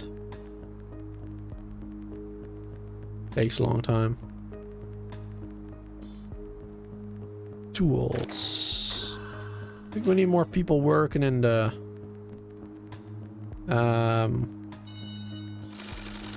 wherever it is, the workshop. Where did I build the workshop? Here. Oh, we have 2 people working there. Doesn't seem like it's enough. We have 0 tools. So let's build another workshop. Oh, never mind. Saving first. There we go. Build another workshop right there.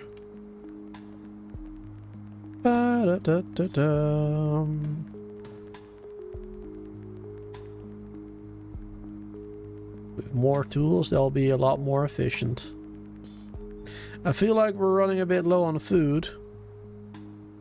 I mean, the maximum is 5,000 production limit. Can we increase production limit? We can. Let's do that. For like 7,500. There we go.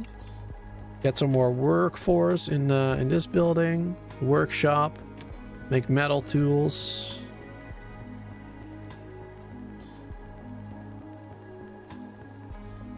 There we go.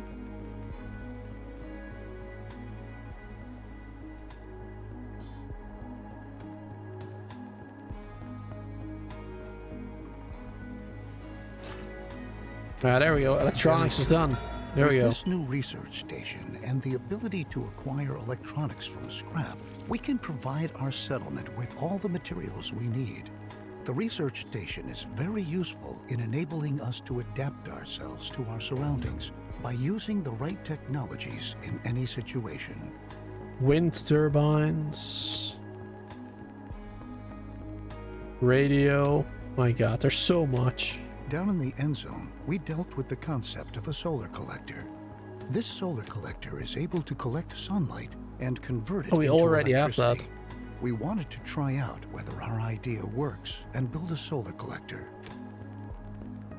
Alright, let's try it out. Build a solar collector. Oh, it's huge as well. Build it right there. Let's open up the wind turbine research.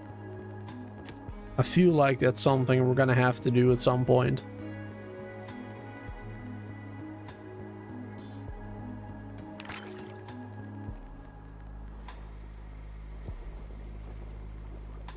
Get some more food production going.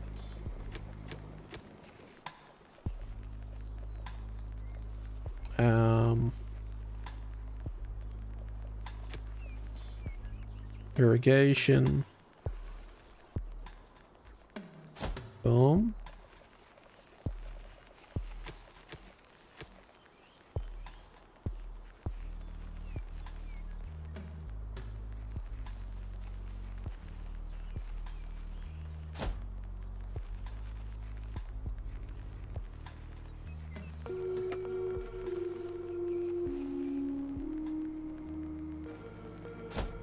Big fields.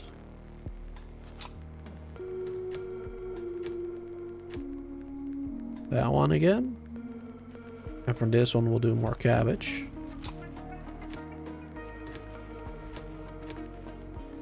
There we go. The solar collector produces energy by capturing sunlight and feeding this energy into a grid. The solar collector also gives us all the relevant information we need to keep an eye on our settlement's power consumption. Oh, it looks cool. It's rusted a lot, but looks cool. Each of your buildings automatically hook up to this power grid Automatically. when you set up an electric power pole within the building's range. Buildings supplied with electricity work distinctly, more effectively, and produce faster as a result. What's more, housing supplied with electricity increases the confidence of the settlers who use it.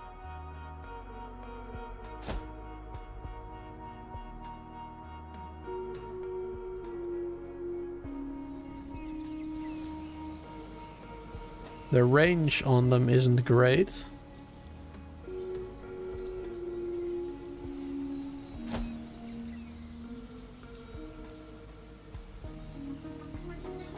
Really not a lot of range.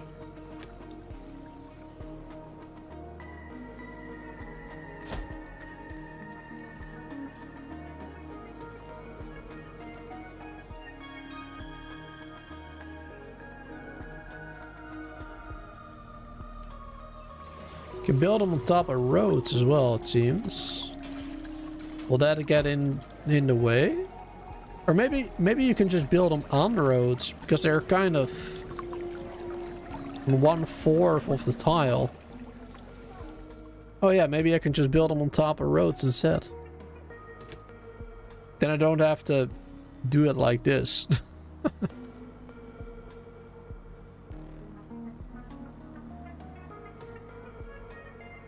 That would work a lot better.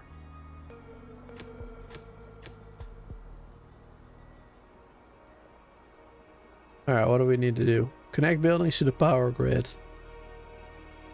Well, we are working on it. The builders just have to do it.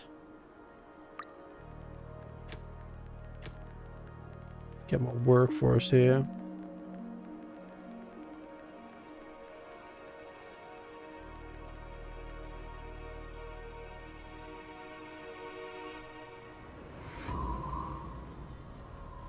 Starting to get less water. Make sure we have enough of that too.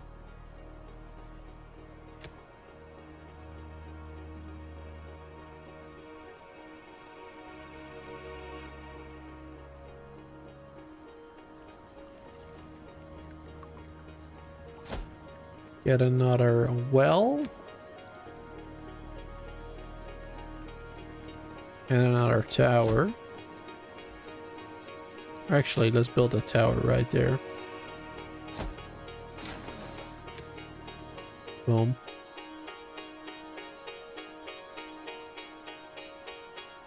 Alright, we did that one. Connect buildings to the power grid. Aren't they automatically connected?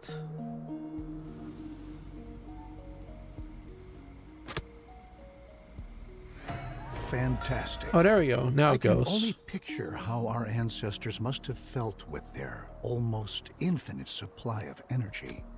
However, you ought to constantly keep an eye on your power consumption to avoid outages.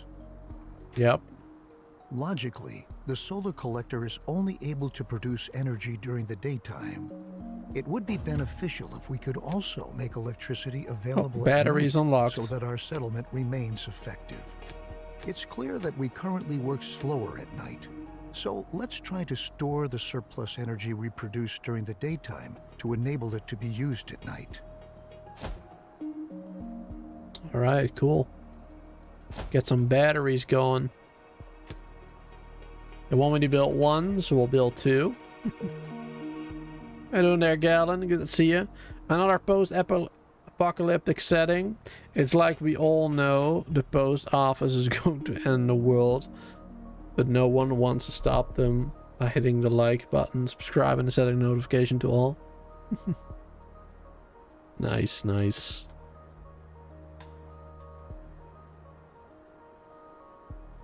Oh my goodness. Look at all the people that we have. We definitely have enough settlers now. Gonna need some more water carriers. Some more builders. Well keepers. Fishers. Can probably max out everything. Maybe not everything.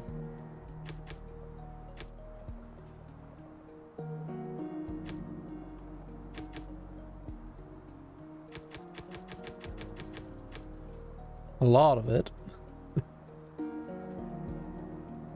A lot of it is maxed out.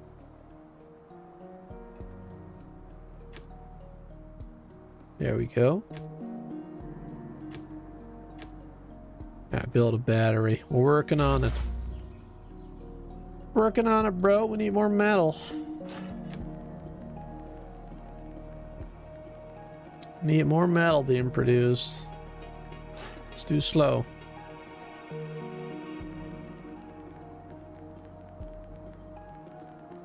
We have no tools anymore. Let's make scrap tools instead. Which will be a bit slower, but don't have much else right now.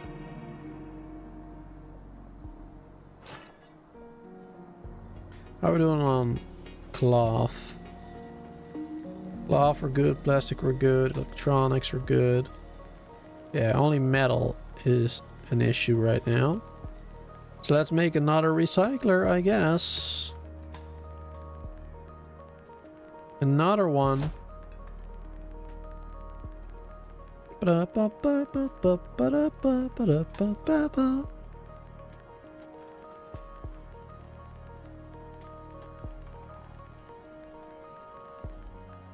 Actually, let's also build a road.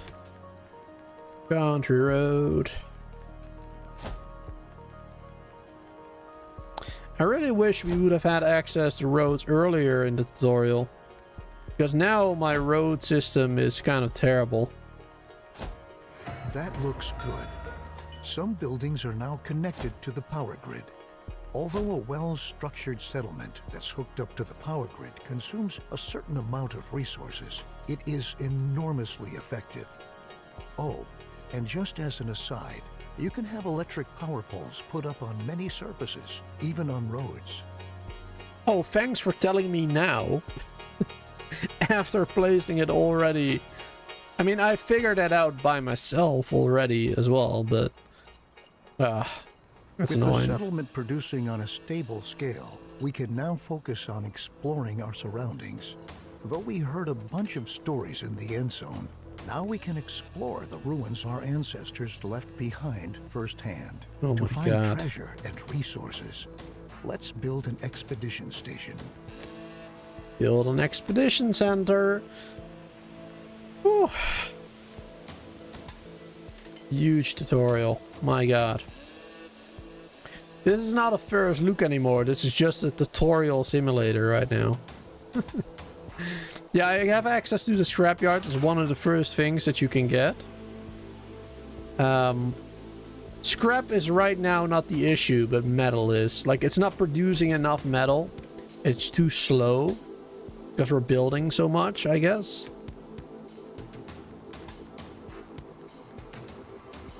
But we might need a second scrapyard as well, to be honest. I already have a second forester, so it's probably a good idea to build a second one of these. Let's do that. Wouldn't be a bad idea. There we go, another one right there. Hello SKD, good to see you. Just joined, what's going on? I mean, yeah, just playing the tutorial for the last 2 hours. Man, this tutorial is massive. It's not a short one. It's not a quick explanation like most games have.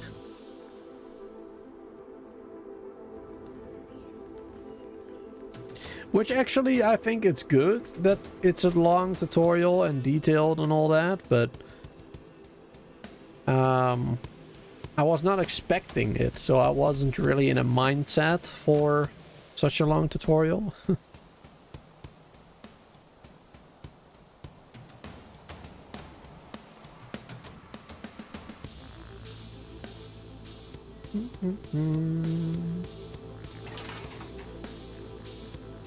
Alright, now we have this one.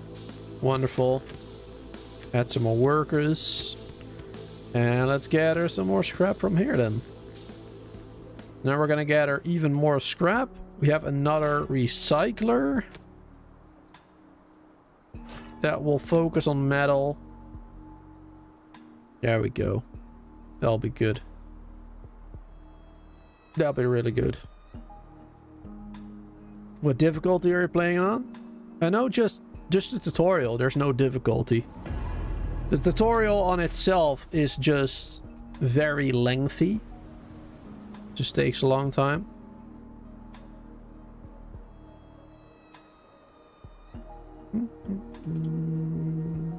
It's not like we're restarting the tutorial. It's not, that's not the reason we've been playing it for 2 hours. It just takes a very long time. To get things done, to build stuff. Because not only is it playing through a tutorial, you also actually have to manage the town. It's not only hey, this is what you have to do in the game, and that's it. No, they actually want you to develop the town as well. Which I didn't know that I was supposed to do that at first. It didn't really bother.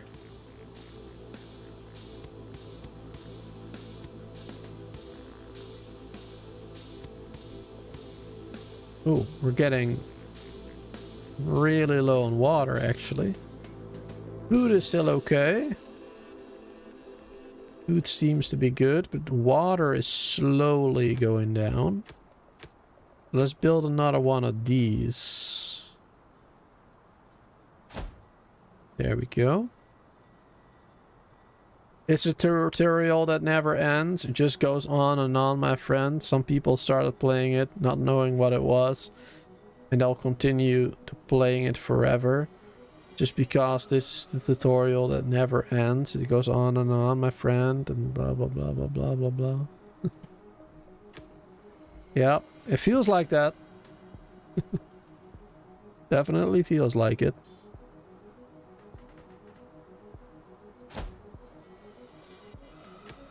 Build some more roads. Well done. Country roads. Assign settlers to be scouts and prepare expedition rations. When you want to send off an expedition, you can decide the quantity of expedition rations with which to supply the expedition.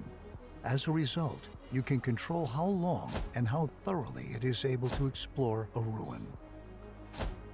Mm-hmm.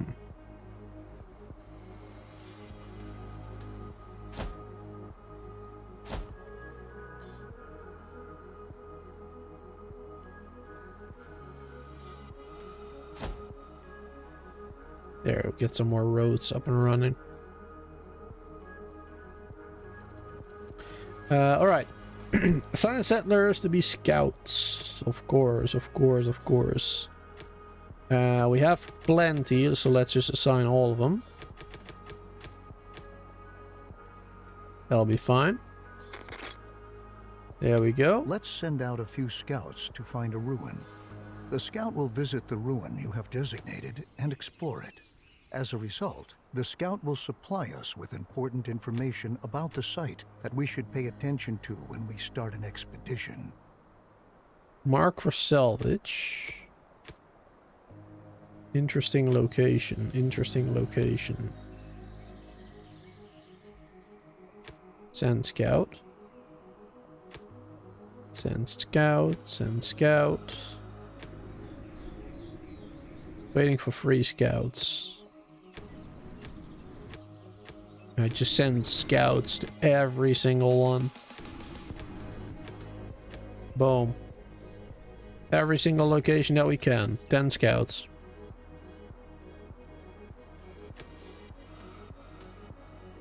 That should be good. It is a very good guess that the song I modified that is well for your ears. Well, that song, I mean, it's pretty it's often pretty it's used pretty often, is what I'm trying to say. It's very well known, at least in Dutch, I would say. The Dutch translation of it is being used quite a bit. And like, our scout has returned I don't know. and brought along a variety of useful information. Now that we know what we have to reckon with, we can put together a team in order to explore the ruin more precisely. right. Each ruin has its own challenges, secrets, and valuable resources. Ooh, secrets. Choose settlers who fulfill the necessary prerequisites for the respective ruin, and give them enough expedition rations to take along. In addition, don't forget to equip them with protective clothing and tools to the best of your ability before you send them off. Don't they already get those automatically? Oh, what's going on with radiation protection? We barely have any.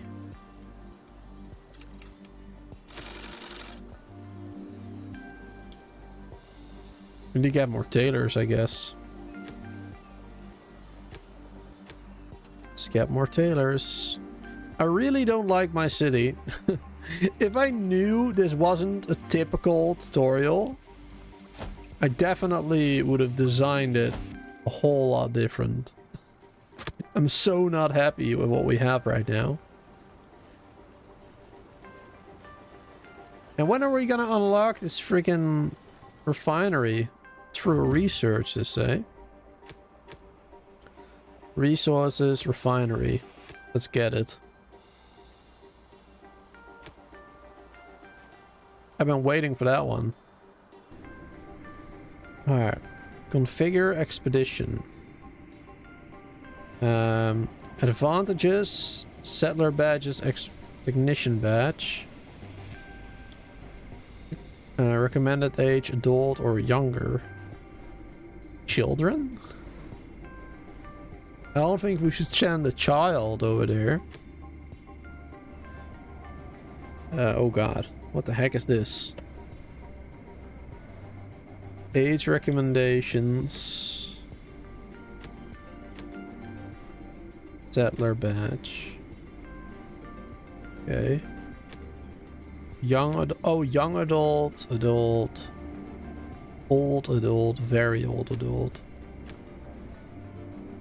I guess young adult and adult for this one. And I can just choose any of these.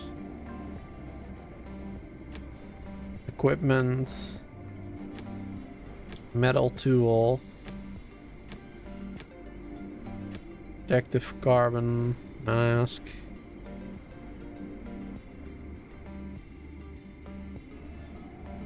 One. And we need technician. Technician. It's a builder. Technician. Where art thou? Do we have it? Tech. We cannot filter that.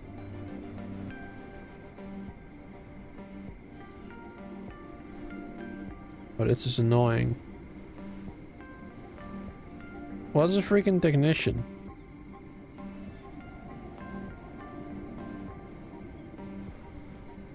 Medic. Miner. Technician. There we go. Wait. It doesn't count? Technician badge?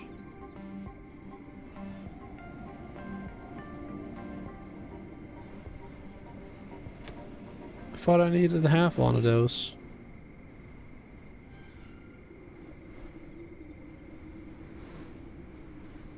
With technician badge. Okay. Well, he should have technician badge. He's a technician. No? Activate action points. Rations.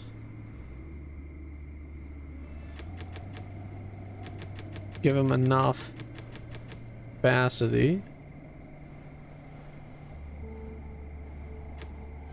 Give him a scrap tool.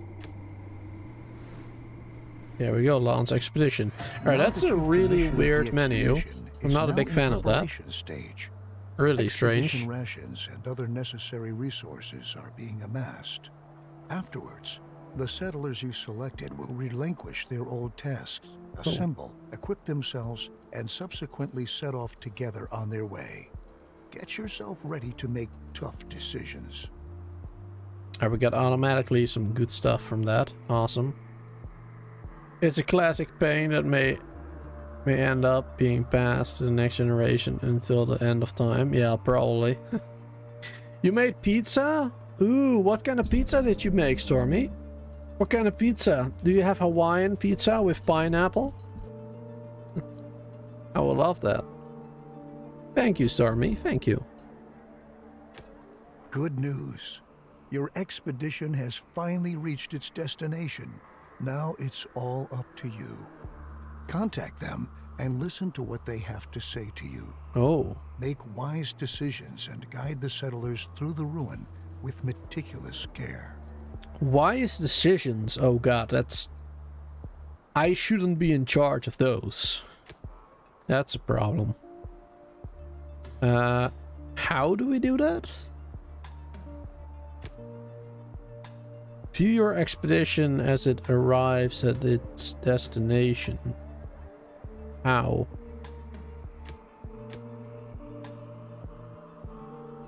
How do we do that? I'm confused. Oh, you're still traveling. Okay. Still, we have to wait.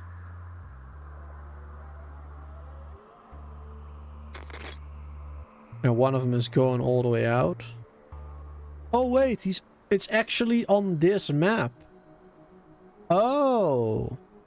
So they're not exploring outside of your area, because usually that's what happens in games, right? You're sending them like out in the world outside of your actual playable map. And in this game, they're actually going in the playable area. That's cool. I like that.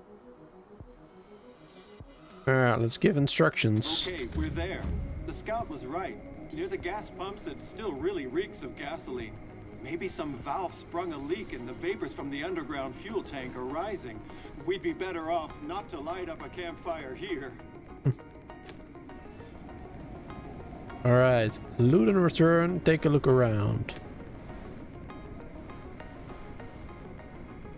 Oh, he's not gonna talk about this one? That's annoying. As for the two buildings the scout mentioned, they apparently deal with a car wash and a repair workshop for cars. At least that's what it says on the signs above the garage doors. We ought to take a closer look at the old gas pumps. Maybe something can still be recycled.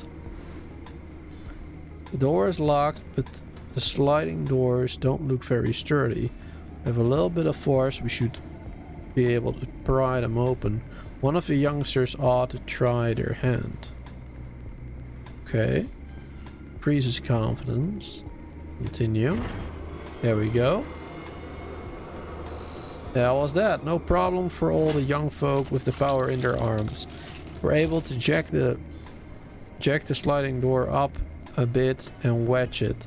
Sadly, the pickings aren't too good inside. A few hoses and tubes, tools and other odds and ends. Alright, go back. Look around again. Repair shop. Ignition badge needed.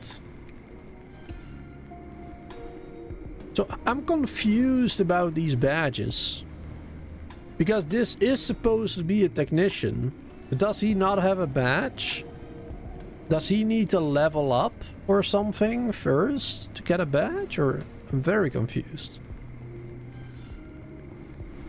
You made pepperoni stuffed cheese crust. Nice. Boozer, you like pineapple on pizza? That gets some people so triggered. But I like it too. Yeah, I like it. I very much like pineapple on pizza. Especially on like a Hawaiian pizza that you get from the stores and stuff. But I don't know, the combination of those ingredients are really good usually. Good stuff. Right. Gonna get the sliding door open. Enough tools are laying around here, so let's get to work on stripping. Alright, let's try, I guess. Failed. Alright. Found some metal and scrap though. Not bad. Can we try again? 10% confidence. Okay. Yeah, let's first... I'm confused about the confidence stuff too. Is that like chances of success or something?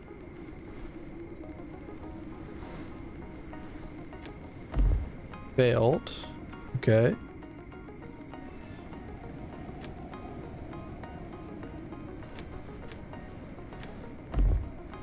Failed the task.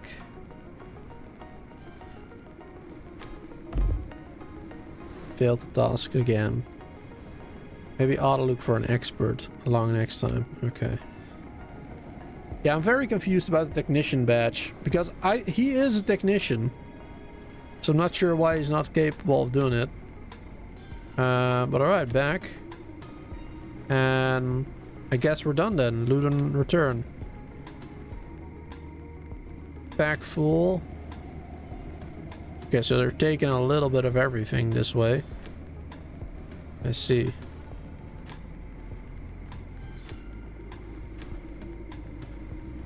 What do we need more of?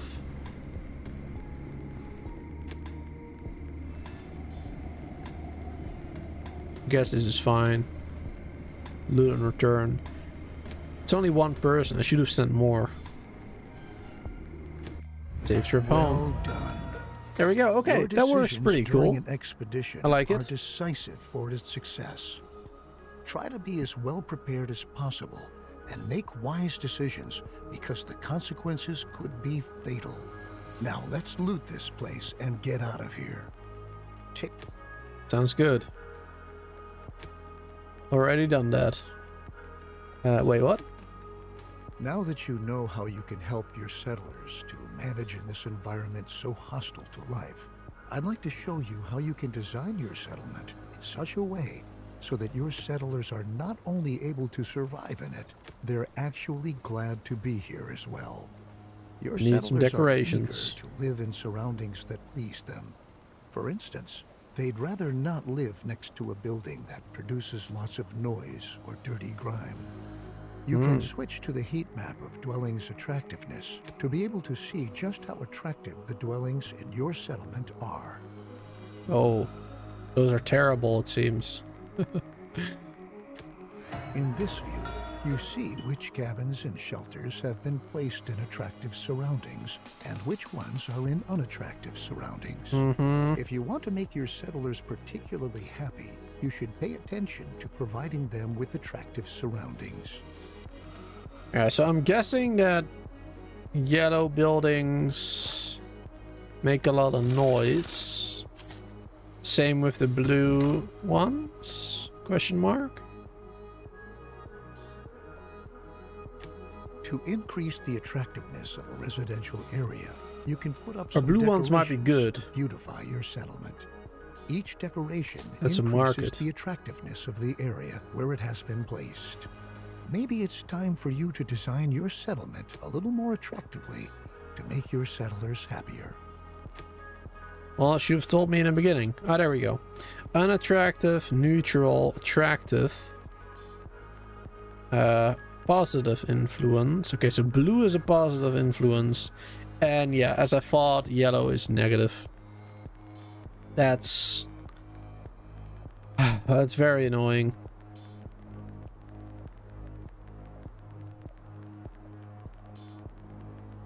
+8.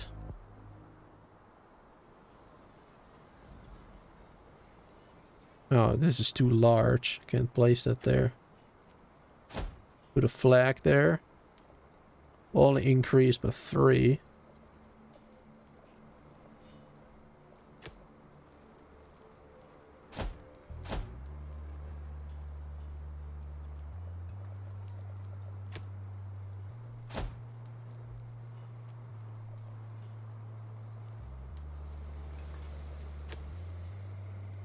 Building all that should help a little bit.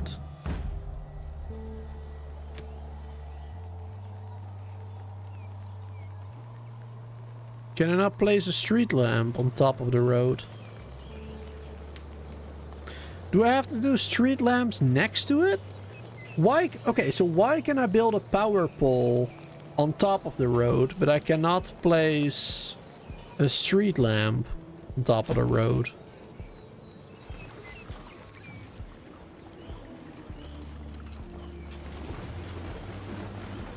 Bro.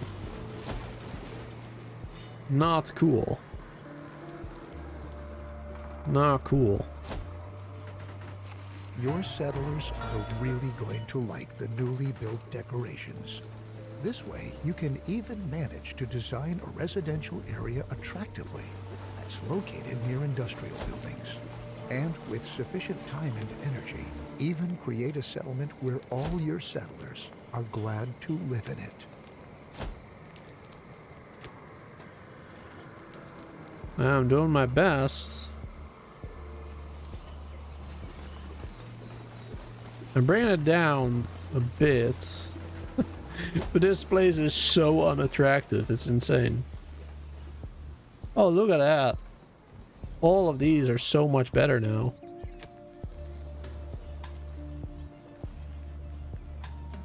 Oh, of course, because some of them haven't been built yet. It only goes down once one of them is built. Okay, Although there we go. Living in a pretty neighborhood isn't the only thing that interests your settlers. They want you to take care of their other needs as well.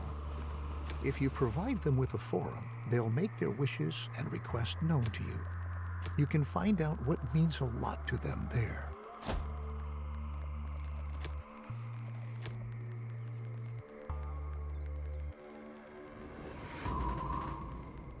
Build another scrap tower totem there, I mean. There we go. Happy. And now they want me to build a forum? Now what is that? Community? Yeah. At a forum, decrees can be imposed and that influence settlers' behavior. In addition, a selection of the settler's task can be viewed and taken on. Okay. So it's like side missions, I guess, that you get from your settlers.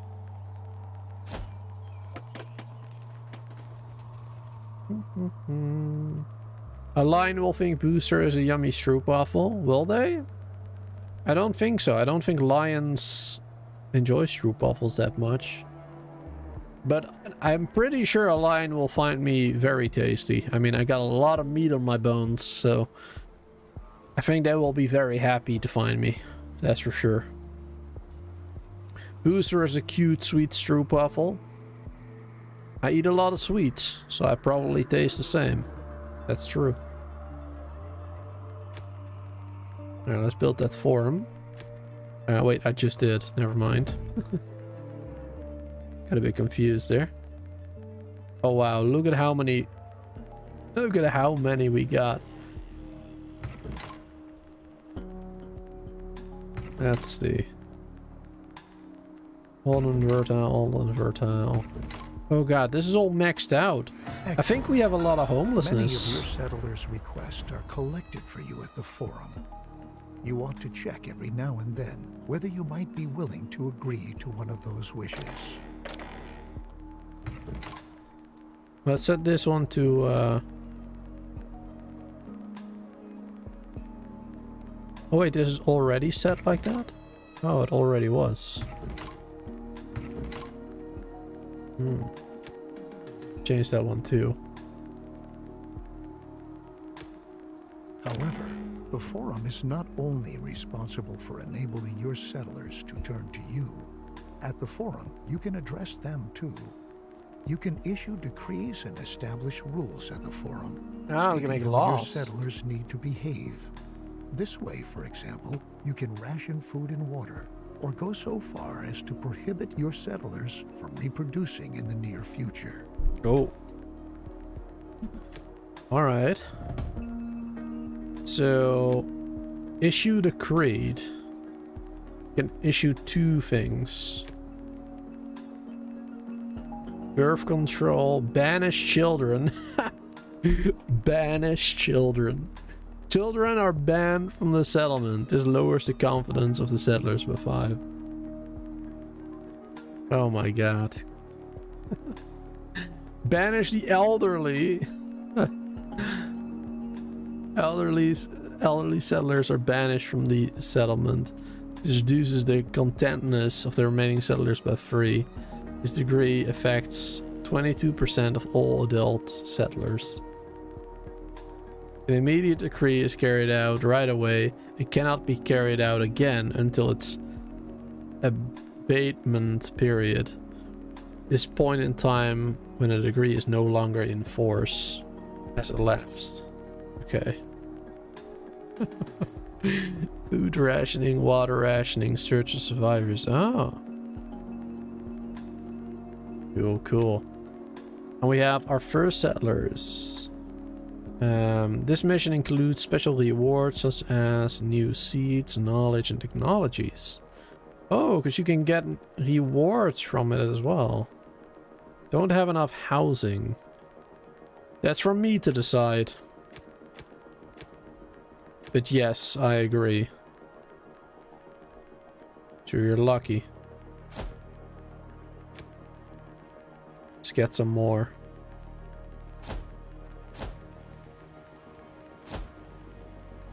There we go. I mean, we have plenty of people, but get some more housing. Sure, why not?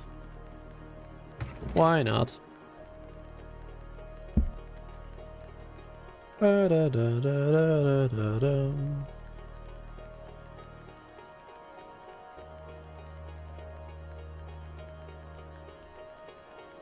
Activate birth control. Wait, they want me to activate birth control? Uh-oh. Well, okay. I don't agree with it, but let's do it. Many of the decrees are extremely helpful toward enabling the survival of your settlement, though you should watch out that you don't demand too much of your settlers. If you ask too much of them, it can lead to discontentment spreading throughout your settlement. That's why you always ought to use caution in deciding which decrees you want to impose. Mm-hmm. Oh, what's this? We will not produce any more offspring. If those are your instructions, Chief, then that's the way we'll stick. Then we'll stick to them, even though we are not particularly happy about them, and would gladly decide for ourselves when to start a family. It would be better if you could see to it that we're able to continue to grow. Although such a thriving settlement like this one here not only has its advantages, it could be that the attention of prowling raiders is drawn to you. Finally. You'll have to defend yourself Base against defense. them. First of all, it's going to be important to set up your own defenses. An ammunition factory is going to be necessary to arm those settlers who will be defending your settlement in the future. There we go. Get to it. Ammunition factories.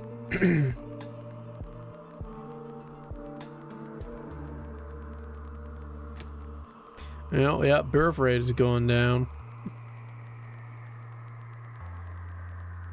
So it takes 3 days, and after 3 days, or 3 seasons, I mean, after 3 seasons, the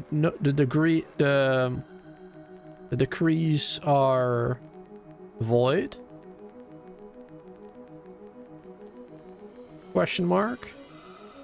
Guess so.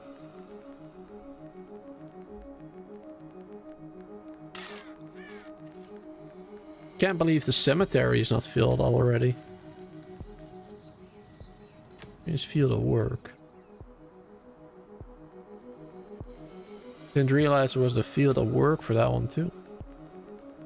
Good to know.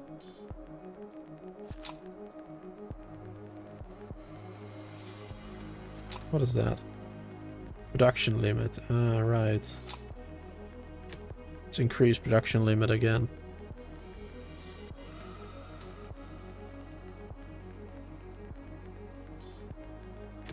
There we go.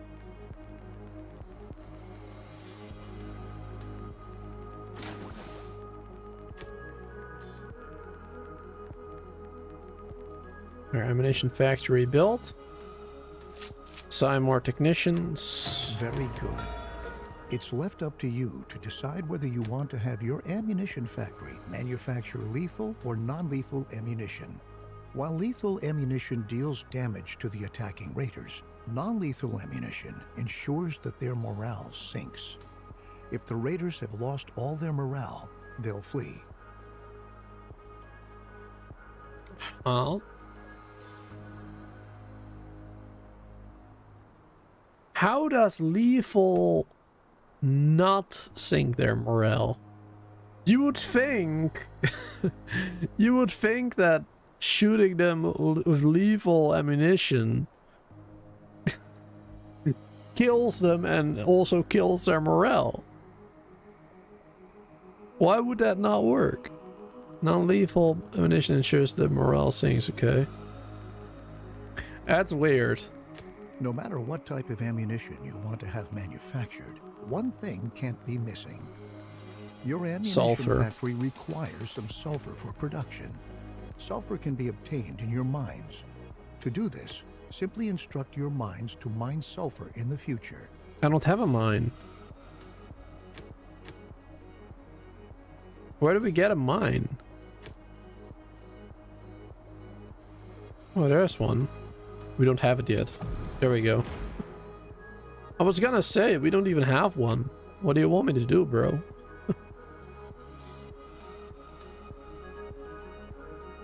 Degree. Yeah, it's still active. And we're gonna need more people soon, dude. Hopefully that ends soon. Alright, where do we build a mine? Build a mine. Is there a special place where we have to build it? Doesn't seem like it.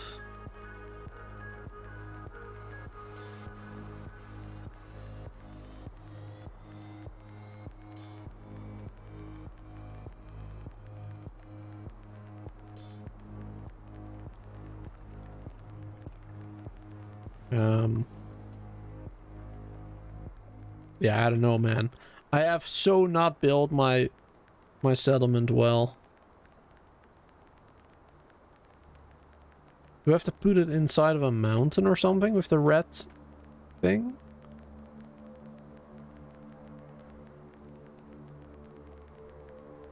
Like this? Ah, yeah. We have to put it inside a mountain.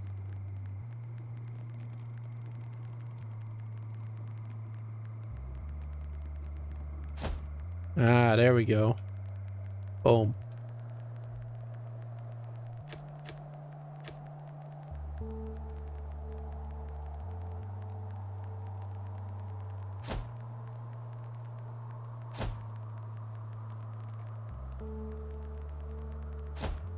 Make some roads.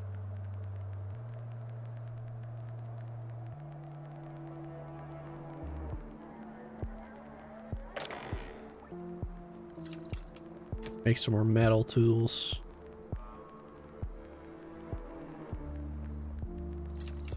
More metal tools.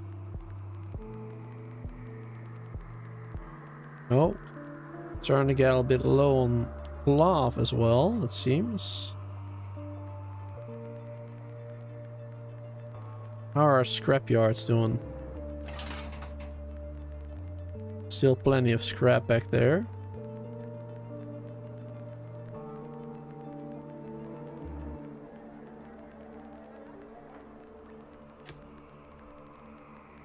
Let's go down here instead.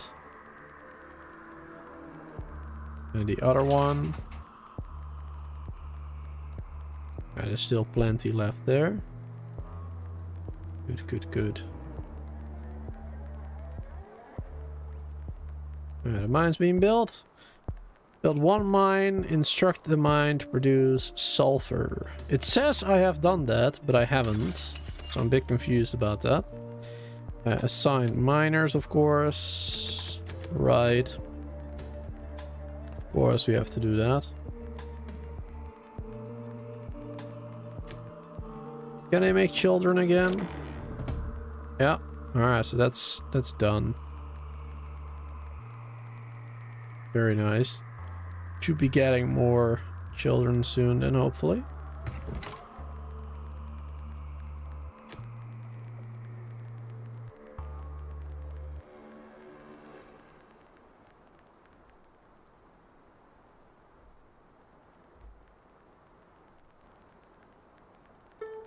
Come on, people. Hurry it up a little. Takes a long time for them to build it. Need some more builders, maybe.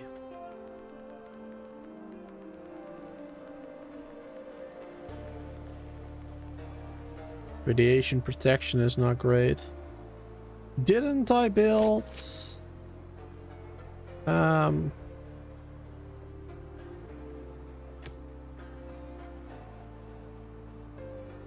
Sailors somewhere.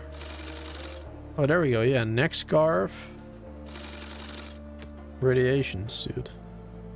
Ah, that's why the cloth is low. Of course. That's why the cloth is so low right now. Alright. Yeah, now we have a refinery.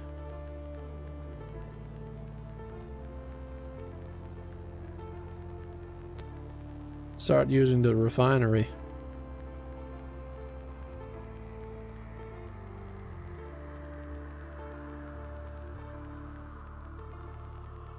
If we can. There we go. Prioritize that one. Because the refinery is better than all the other ones. The refinery works faster and more efficiently than individual recyclers. There you go.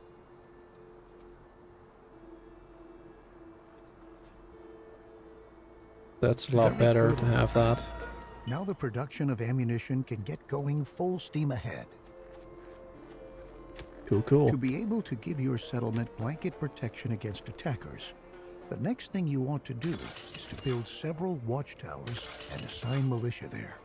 Your settlers will fire at raiders from these watchtowers. It will be best if you place your towers in such a way that they don't stand too close to each other, so that your entire settlement can be protected whenever possible. Oh yeah. We're gonna need a lot of them.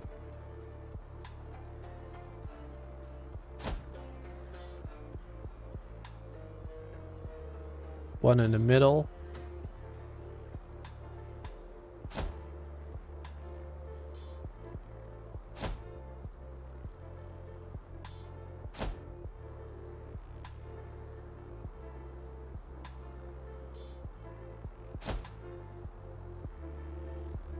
There, that's pretty much the whole thing. One missing here. There we go. Pretty much all the area. Bit missing there, but I guess that's alright. Built 5 of them. Well, I think we have more than that. 1, 2, 3, 4, 5, 6, 7. Yep. Assign settlers. Yeah, we'll be good. I'm a bit worried actually about the amount of extra settlers that we have right now. Because of the no procreation rule like a minute ago, we're having a lot of adults die.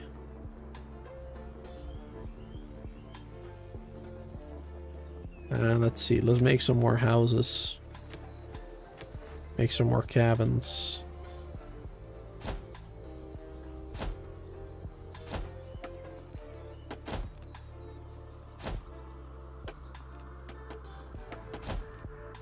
There we go, that should help as well.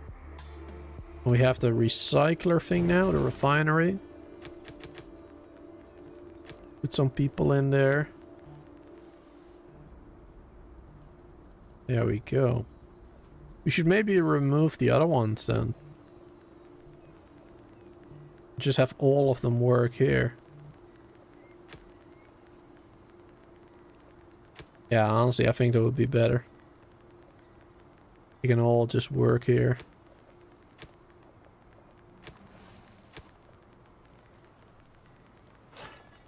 Let's remove this building. Remove. Remove. Remove. Remove.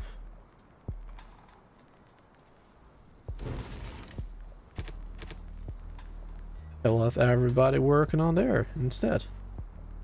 11 people. It's a whole lot of them.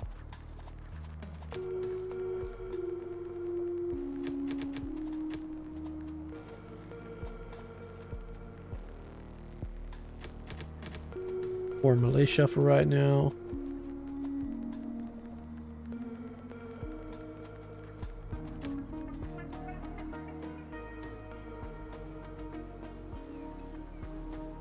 There we go, we're getting more children.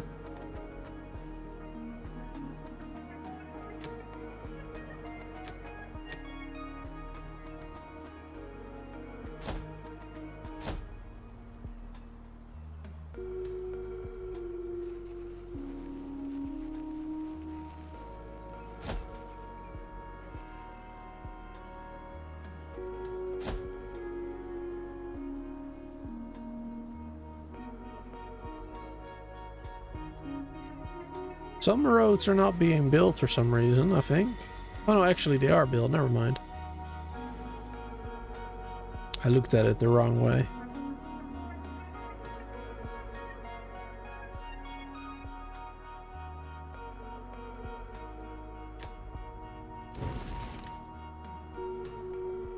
Look at that. Just producing 4 each time.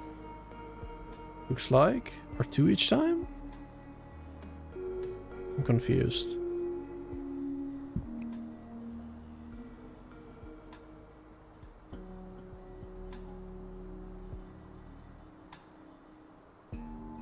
Four. Okay, so yeah, 4 are being made, question mark. Yeah, no. Yeah, there's an order for like making 4 and then they will start making it after a little while. I see. Bit confusing. But it works. Yeah, we're starting to lose a lot of adults. But all these children are now slowly growing up. It's starting to get back there. Slowly. But not yet. Not enough.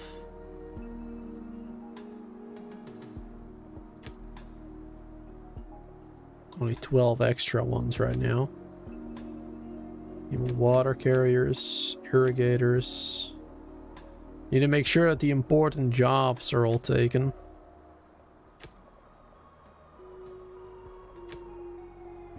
So we have all the basic resources. At least.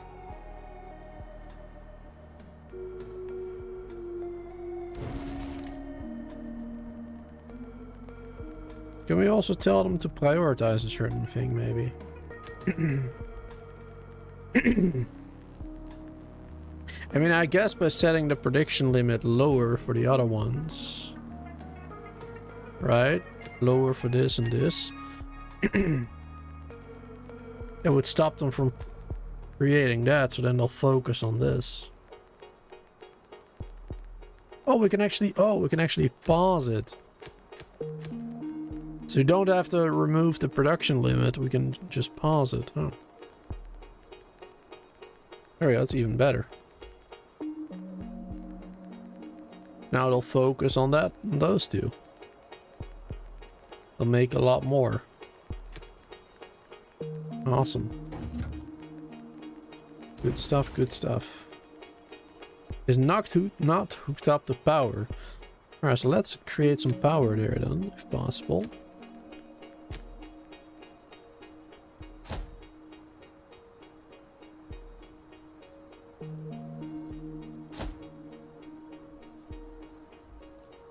There we go. Hook it up to power.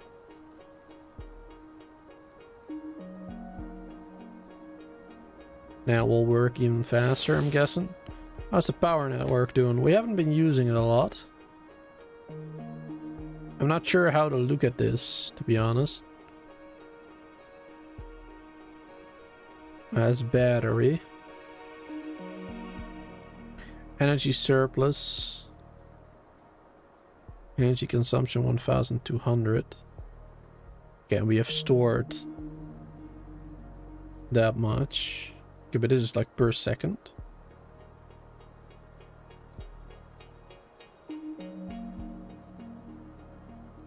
Yeah, we probably have plenty.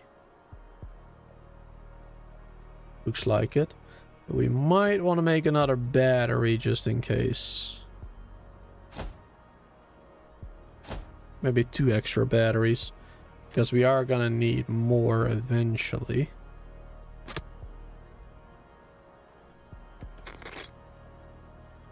It's probably a smart idea to do that.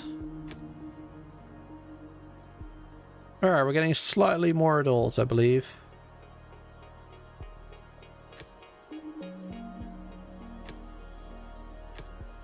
Everything up again. Miners. Militia, logisticians, scouts. Miner, 212. Alright, everything seems okay. Builders could do a bit more, but we still need more militia.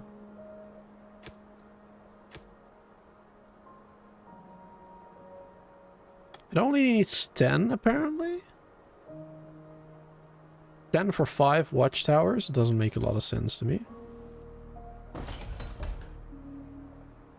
Each of these can handle 10. But I guess they want at least 1 militia on each one, or 2 militia on each one. 10, 5, yeah. I would like to have a lot more, to be honest. But yeah, let's put all the militia in. Very good. These watchtowers form the center of your defense. At each watchtower, you can individually configure the type of ammunition the militia who have been assigned there are supposed to fire at the raiders. Alright, so if you have 2 watchtowers next to each other, you can have one set to lethal, one set to non-lethal, for example.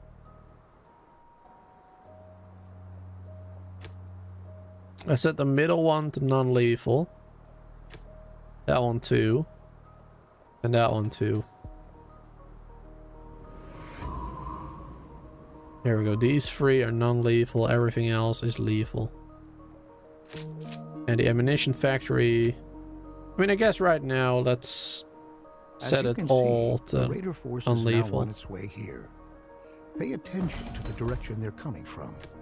You might have enough time to adapt your defense a bit. I'm going to keep my head down for the time being, until those scoundrels don't bother the settlement anymore. Good luck. Alright. I'm guessing this is almost the end of the tutorial. Cases. We were once. I took in one and all. Together we are strong. Give us what we need, then no one will get hurt. He's acting like I know him. That's weird. We don't know him at all. Alright, no more raiders nearby. So we just have to wait.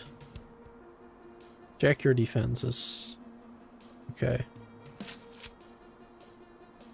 Alright, let's make sure we have some extra of these extra ammunition things.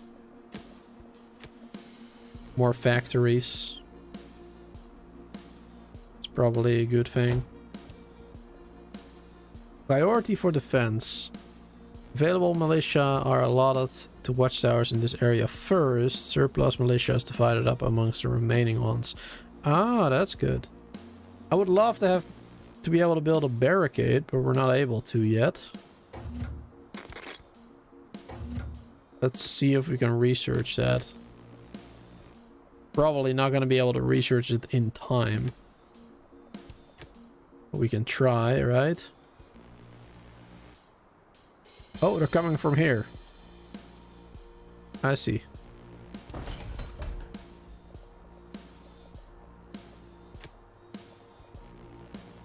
Yeah, let's add more militia. There we go.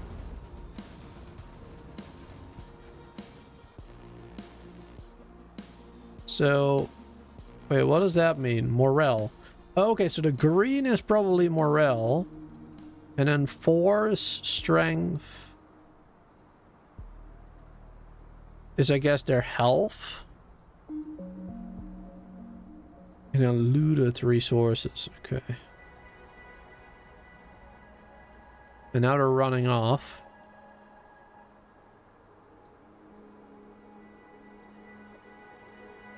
Let's see. Build additional houses. No more raiders nearby. Good, good. Can we see...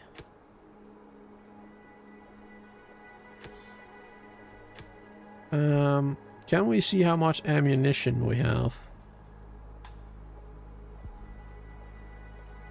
Would be nice if there was another tab for defense. I would like that. Site militia, militia on site. Non-lethal, rubber bullets stocked. Okay, you can see how many bullets are stocked everywhere. 250. It's not that much. It looks as if they were the last raiders, and the settlement's still standing. Nice. Well, it did get a few scratches here and there, but nothing we couldn't recover from. Good, good. Oh wait, the ammunition factories use... When I use technicians. Okay.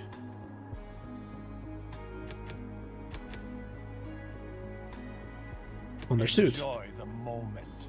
Soon you'll be laughing from the other side of your faces. Few losses, leave us in peace. Destroyed buildings, free. They destroyed buildings? Where? I don't think they did.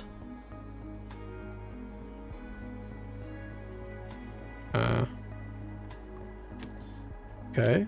However, in many cases, the raiders won't be paying you a visit just like that, without any advance warning and a reason. Most of the time, they'll demand tribute from you beforehand. If you can pay this tribute, they'll leave you in peace.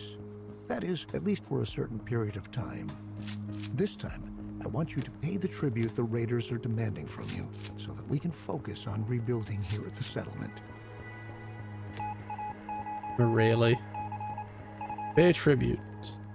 Expeditions. Or rations. Alright, so this is what we have, and this is what they're demanding. Okay. Accept. The raiders have fled over hills. While taking flight, they apparently left part of our gear behind. Part of their gear behind. We've gathered up whatever we could find. Alright, nice. Very good. By doing so, you bought us a little time to be able to prepare ourselves. I think the time has come at last for me to bow out as mentor. I've taught you everything I know. Everything he knows. You've proven yourself by keeping us healthy and in good spirits. I may have taken care of heading our last days in the Endzone, but now all my faith lies with you.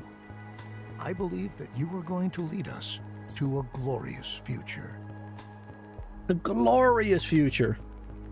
The tutorial is completed. Oh my god.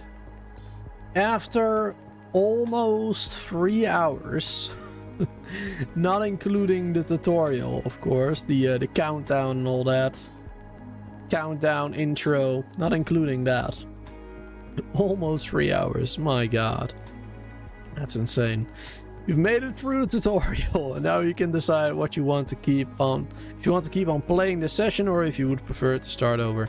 No achievements during further gameplay. Okay. No achievements can be unlocked during further gameplay. Starting a new round, survival mode. Okay. I'm gonna return to the main menu. My god, that has taken a while. I would love to continue. But honestly, it's been so long, the tutorial, and it was so boring playing through the tutorial itself. I was not ready for a 3-hour tutorial. I was not ready for that. So I think tomorrow we will be playing this again. It was a lot of fun. I very much did enjoy playing this game. So yeah, if you guys enjoyed it as well, be sure to hit that like button, subscribe to the channel, follow on Twitch if you have. I have currently a community poll going on the channel as well. 2 actually. One about playing multiplayer games and what kind of games you would like to play, or and that kind of stuff. And another poll about the possibility of a server, like a 24/7 server for a certain game, and what kind of server host you guys have experience with or prefer. I know G-Portal, I know Nitrado, but there might be a better one. I don't know. So that's why I asked that in the poll. So if you have any game server experience, then go over to the community poll, let me know. And yeah, thanks everybody for being here. Have a wonderful day, and I will see you guys all tomorrow for some more Endzone and maybe something else. Maybe I'll do 2 streams if I'm feeling up to it. We'll see. Have a wonderful day. Until then.